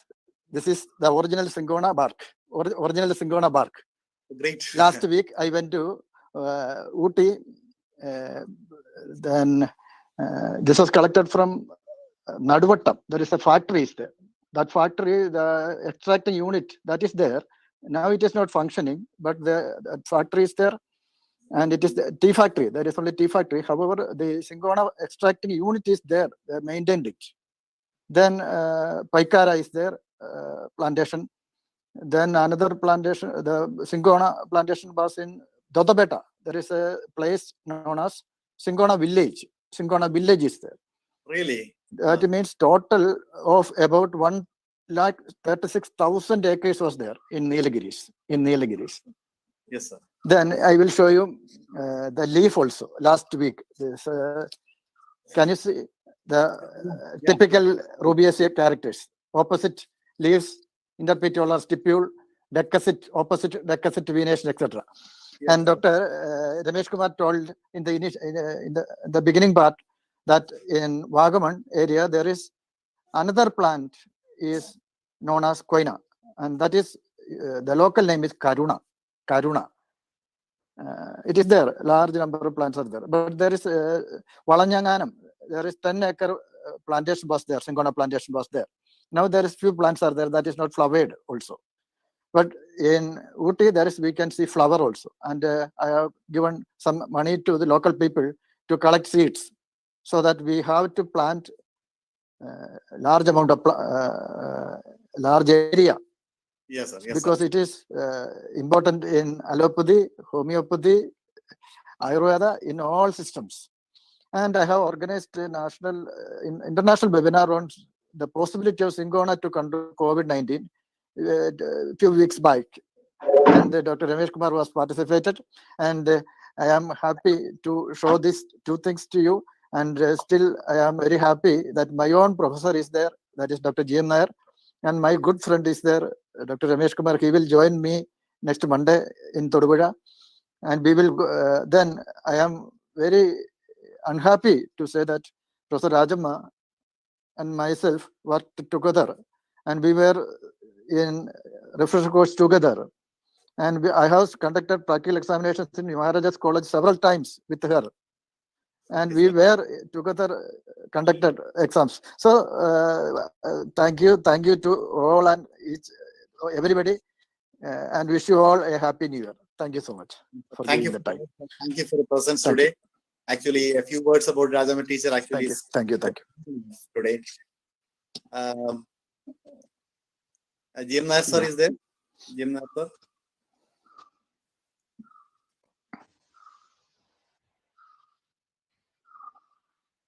Jessila teacher, I think sir has left. Yeah, maybe it's okay, sir. We can move into the interaction session. If anybody has any doubts or queries, please feel free to ask Ramesh, sir. Students, anyone? Students. I've seen that there are several student participants today from other colleges also. So students, don't hesitate to ask. You can ask. Even you can ask in Malayalam. There is no problem.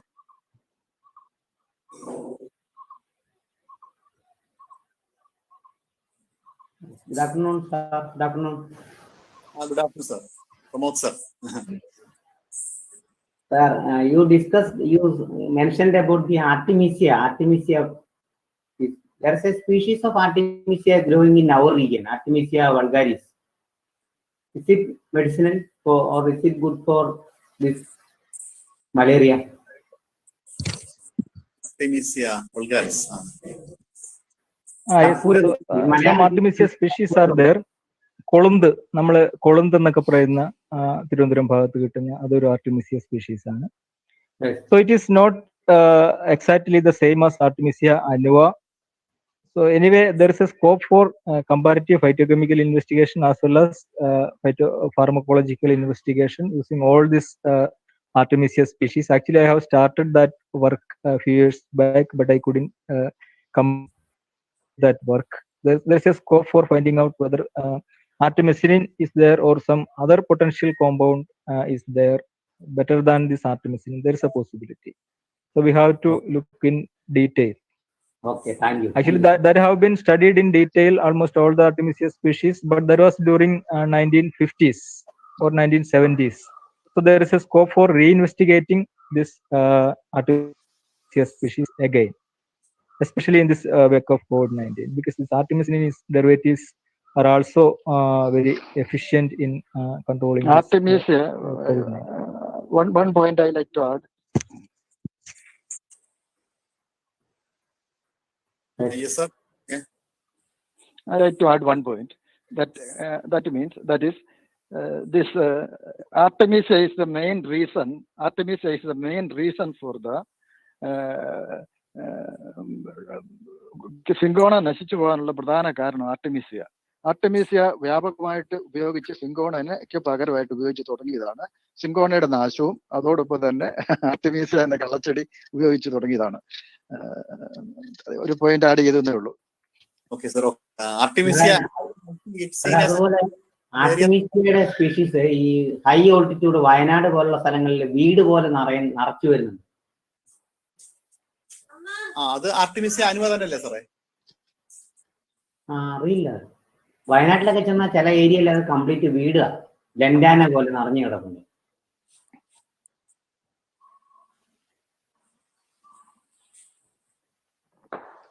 അത് പക്ഷെ ആർട്ടിമീസിയ തന്നെ ആണോ എന്നുള്ളത് confirm ചെയ്യേണ്ടതാണ്. ആർട്ടിമീസിയ ഉണ്ട്, ചില സ്പീഷീസുകളുണ്ട്, പക്ഷെ അത് ഏതാണ് സ്പീഷീസ് എന്നുള്ളതൊക്കെ പ്രോപ്പർലി ടാക്സോണമിക് ഐഡന്റിഫിക്കേഷൻ വേണ്ടതാണ്.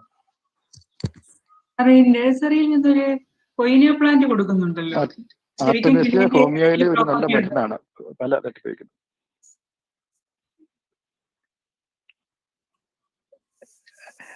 ഞാൻ അത് പറഞ്ഞില്ല. അയ്യോ, എല്ലാവരും അതായത് മാതൃഭൂമിയിൽ ഒരു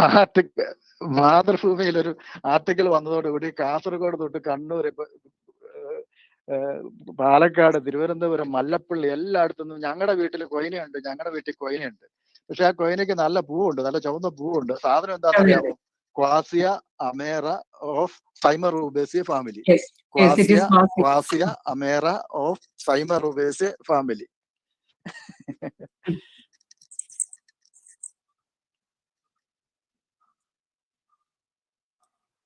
കുട്ടികൾക്ക് ചോദിക്കാം കേട്ടോ കുട്ടികളെ. If you have any doubts, you can ask. Don't hesitate to ask. Feel free.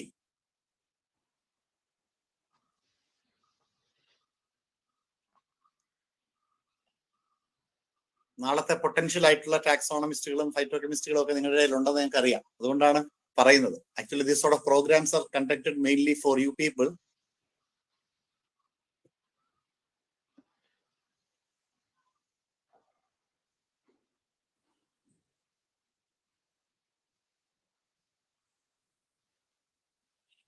MSc students, Ankita, Sneha.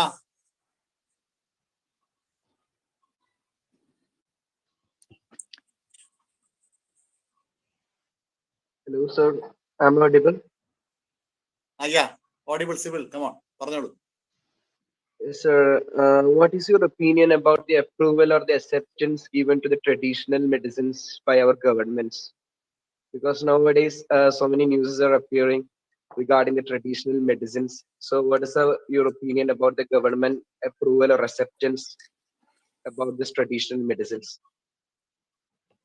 Yes, that is a controversial aspect because so many people are reluctant to accept this traditional medicine. But the point is that it is not just the quackery or നമ്മൾ ഇപ്പോൾ നേരത്തെ പറയുന്ന പോലെ കപട വൈദ്യം അല്ലെങ്കിൽ magical effects.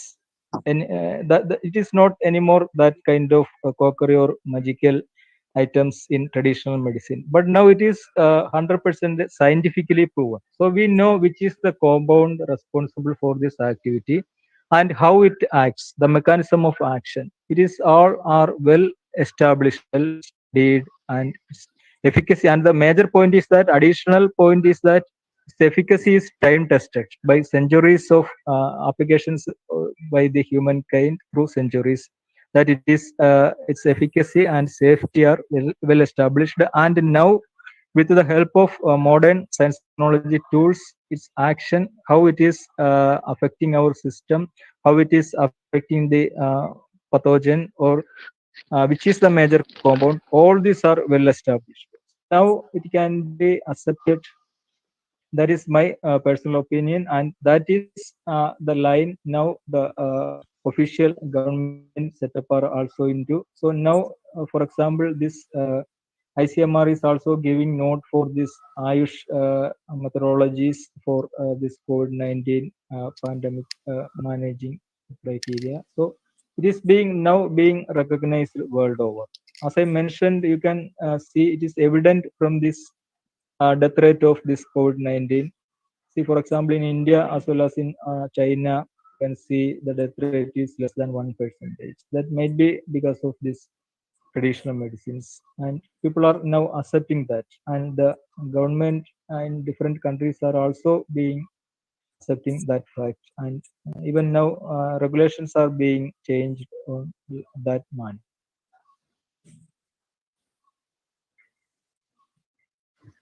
Okay, thank you, sir.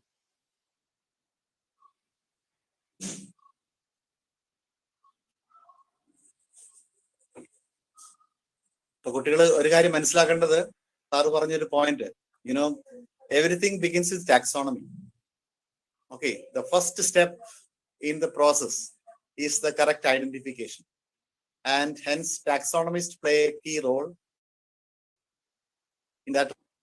Okay, so definitely when people say that taxonomy and other subjects in botany have become outdated, you need to assert and tell them emphatically that taxonomy, without taxonomy nothing will work out. Yes, കുട്ടികളെ ആരുമില്ലേ? So many participants were there in the beginning, around I think around 96 participants were there.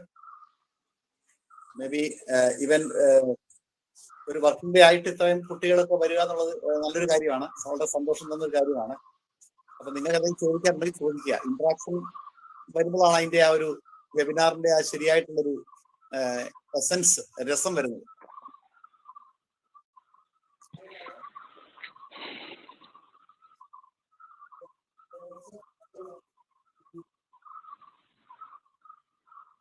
ആരുമില്ലേ കുട്ടികളെ?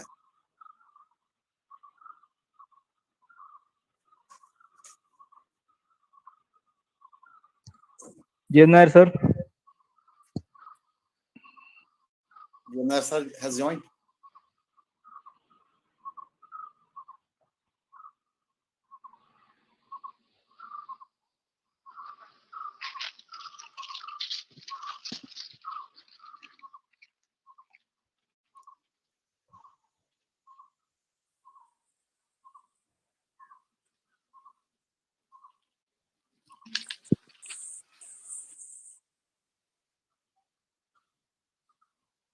Yes, sir. I guess there are no more questions. Thank you, Ramesh sir, for your valuable knowledge that you have shared with us. It was indeed a privilege to have you with us. Thank you so much. I humbly invite Dr. Kavita R., Assistant Professor, Department of Botany, Maharaja's College, to deliver the word of thanks. Good afternoon, all. I hope all of us have enjoyed this informative assembly. As you know, This lecture series is organized as a tribute to our former head of Department of Botany, late Professor P.N. Rajamma. Teachers affect the hearts of students and they continue to influence the society in the days to come. P.N. Rajamma, our esteemed teacher, he may glitter in the sky as a guiding star forever. The Department of Botany have organized 5 lectures in this series during the last 2 months, and Dr. Ramesh already listed out them. First one, Biodiversity by Dr. G.M. Nair, Biodiversity and Molecular Intervention in Taxonomy for Diversity Analysis and Utilization by Dr. G.M. Nair, sir. Lecture 2, The Conservation in Post-COVID Frame by Sri Rameshkumar K. Lecture 3, Challenges in the Cultivation of Scientific Timber by Dr. Suresh V. Lecture 4, Remote Sensing and Digital Image Processing of Satellite Data by Dr. Lena Abraham. And Lecture 5, History of Medicinal Plants, Phytochemical Perspective by Dr. K.B. Rameshkumar. During all these lectures, there were special messages from eminent personalities representing Academy of Sciences like Dr. G.M. Nair, Dr. C. Anil Kumar, Dr. Swapna T.S., Dr. Shani, because we have organized this webinar series in association with KAS. Dr. Uman V. Uman sir also participated in this session. Thank you, sir, for your valuable presence. And I am sure that all these lectures will definitely encourage us in our future events. On this scenario, our department and our college is so grateful to all the members of Kerala Academy of Sciences. We acknowledge the cooperation, advice, and technical support have rendered, especially to Dr. G.M. Nair sir and Dr. K.B. Ramesh. Next, we would like to remember the speakers in this webinar series.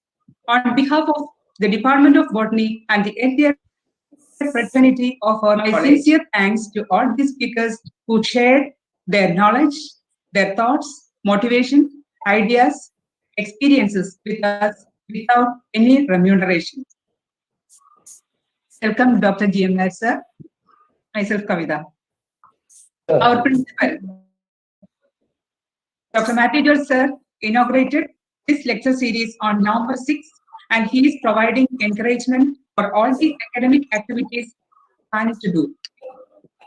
On behalf of the department, personally, I propose sincere thanks to you, sir. I am happy to extend our gratitude to JMO teacher, our vice principal, for her supports in conducting this webinar. A special mention to our IQAC coordinator, Dr. Santosh T. Varghese sir, with deep sense of appreciation for the technical efforts you have extended during this webinar series and YouTube live streaming of this program.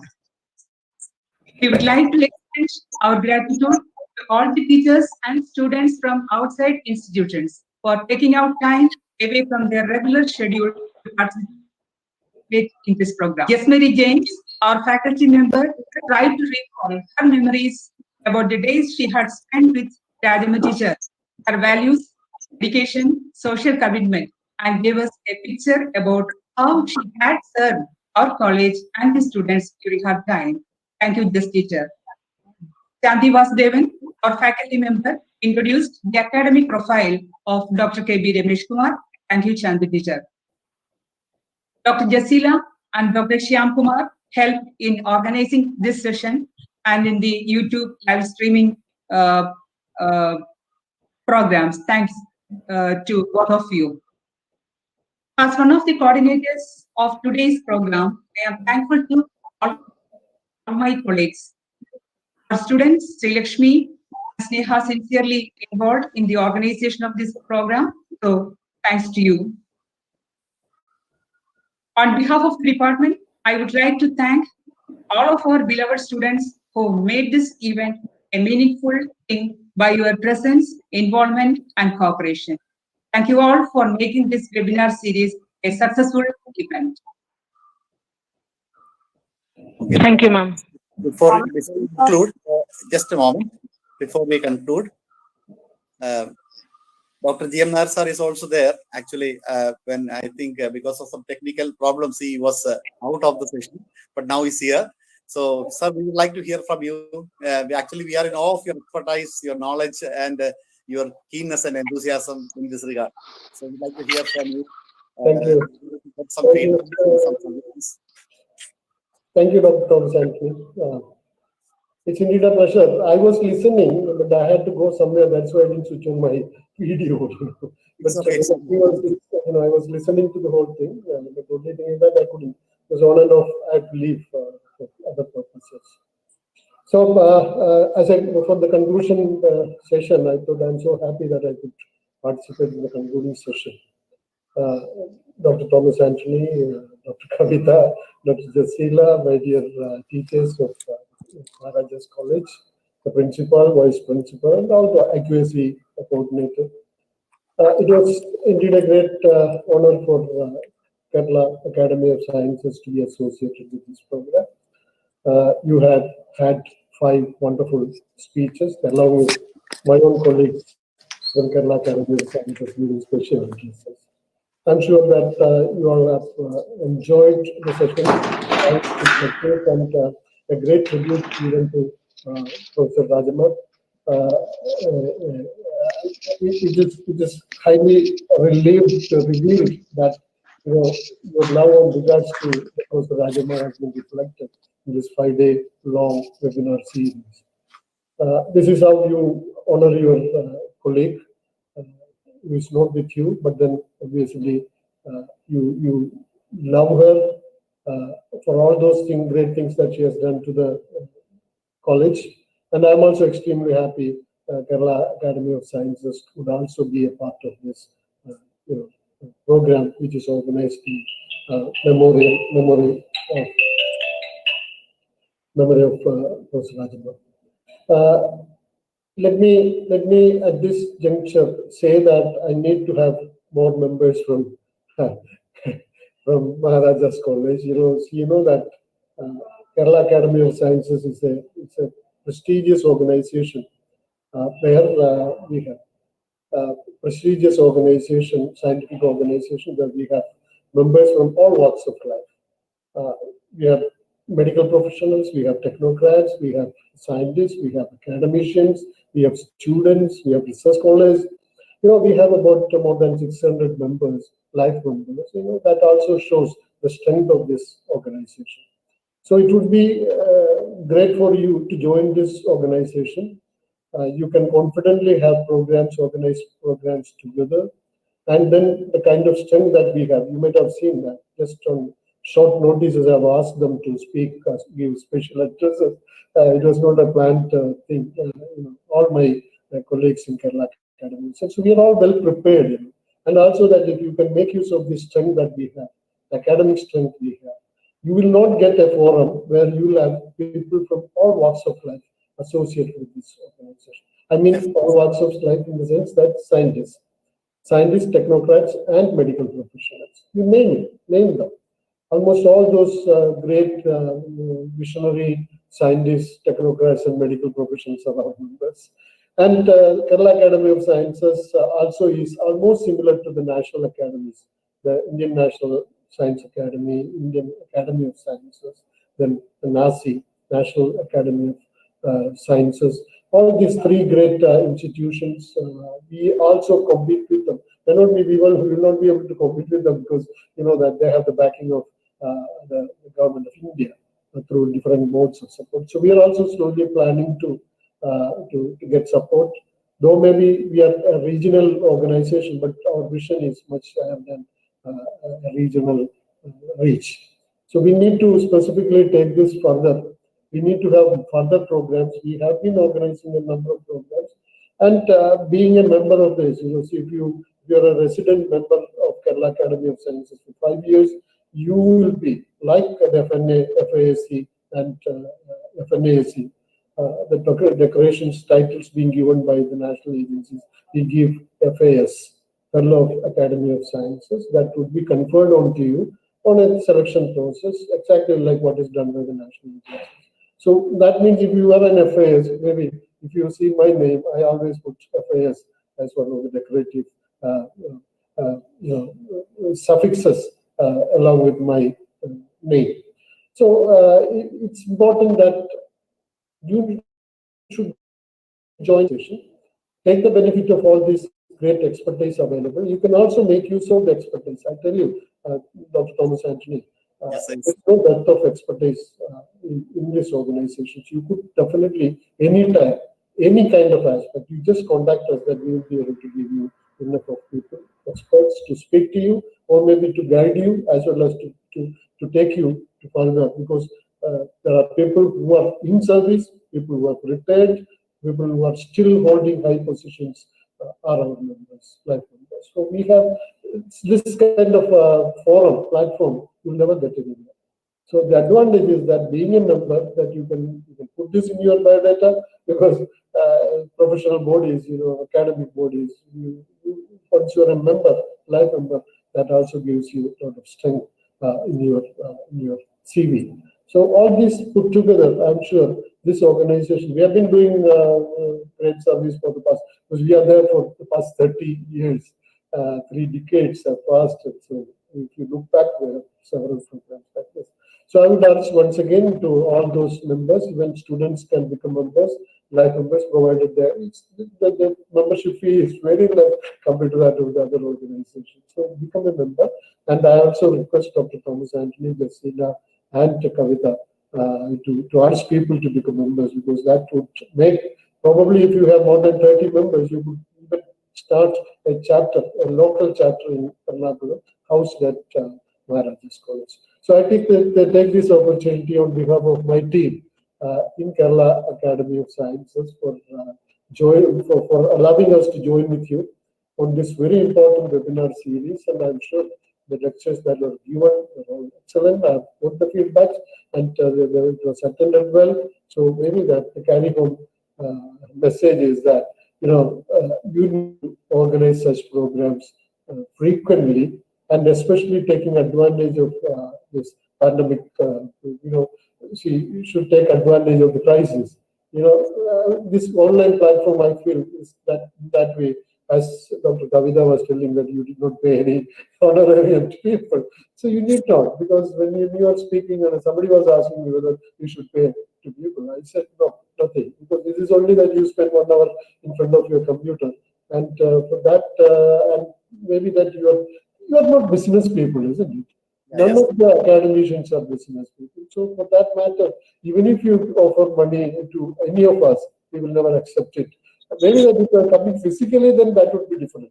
Maybe the travel expenses and all. Otherwise, so congratulations to the team, Maharaja's team, spearheaded by the head of the department, Dr. Thomas Anthony. Dr. Kavita was very close to me. Jasila was a student, and most of the people are known to me. So it was a pleasure to be associated with you. Wish you all the best. Maharaja's College always is in the forefront of a great institution, which we can feel proud of.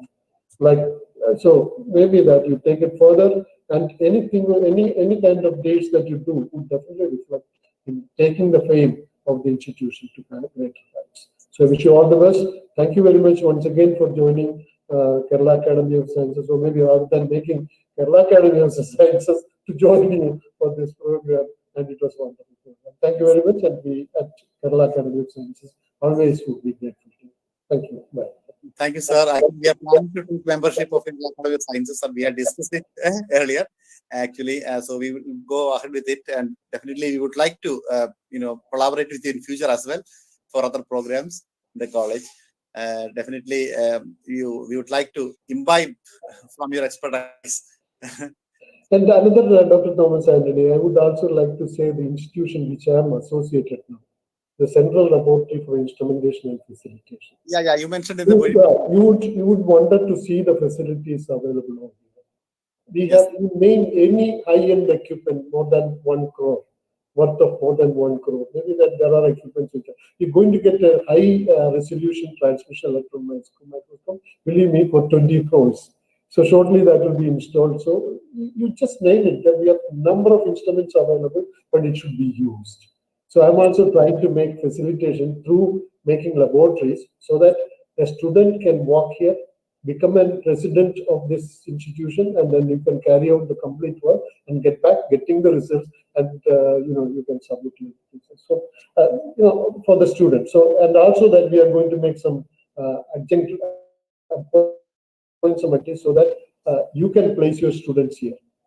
You can have a PhD student placed over there. If some of you do not have a place where you can perform your PhD programs, many guides have that problem, but then you can make them come here, stay here, associate with Kerala. We will have to sign an MOU for that matter. But then otherwise, this is open to everyone, and we charge very nominal, that's only for the running expenses, and make use of the facility. And I tell you, all of you can do wonderful research, quality-oriented research once you make use of this facility. And it's all manned by qualified technicians. So what the result that you get will be authenticated results, and you can confidently send anywhere for publications. So make use of this facility. Visit this. Seeing is believing. If you come here and see this, if you happen to come to Trivandrum, please come and visit this institution. And I'm sure it's one of the best in the country and in Kerala. So please make this. I just wanted to tell you that I didn't speak about the institution. Okay, sir. Thank you. Thank you, sir. Thank you. Thank you very much. Thank you so much, sir. It's been a pleasure having you with us. It was kind of a surprise for us. We were actually not expecting you to be here. And thanks again, everyone. If there is nothing else, Thomas sir, Kavita teacher, shall we wrap up? Yeah. Okay, thank you all once again for being here. Ramesh sir, you have been so much of a support to all of us. Yeah, Happy New Year, and wishing everyone a very happy and healthy 2021. Hope 2020 was very bad for us because we had such a problem. Hope 2021 is going to be the best for us. Yes, sir. We will do away with the pandemic. We will not invite any pandemic, and we will have a comfortable cozy life in 2021. So, bye. Okay, I'll sign off. Happy New Year to all. Ramesh sir, Swapna teacher, thank you so much for being here.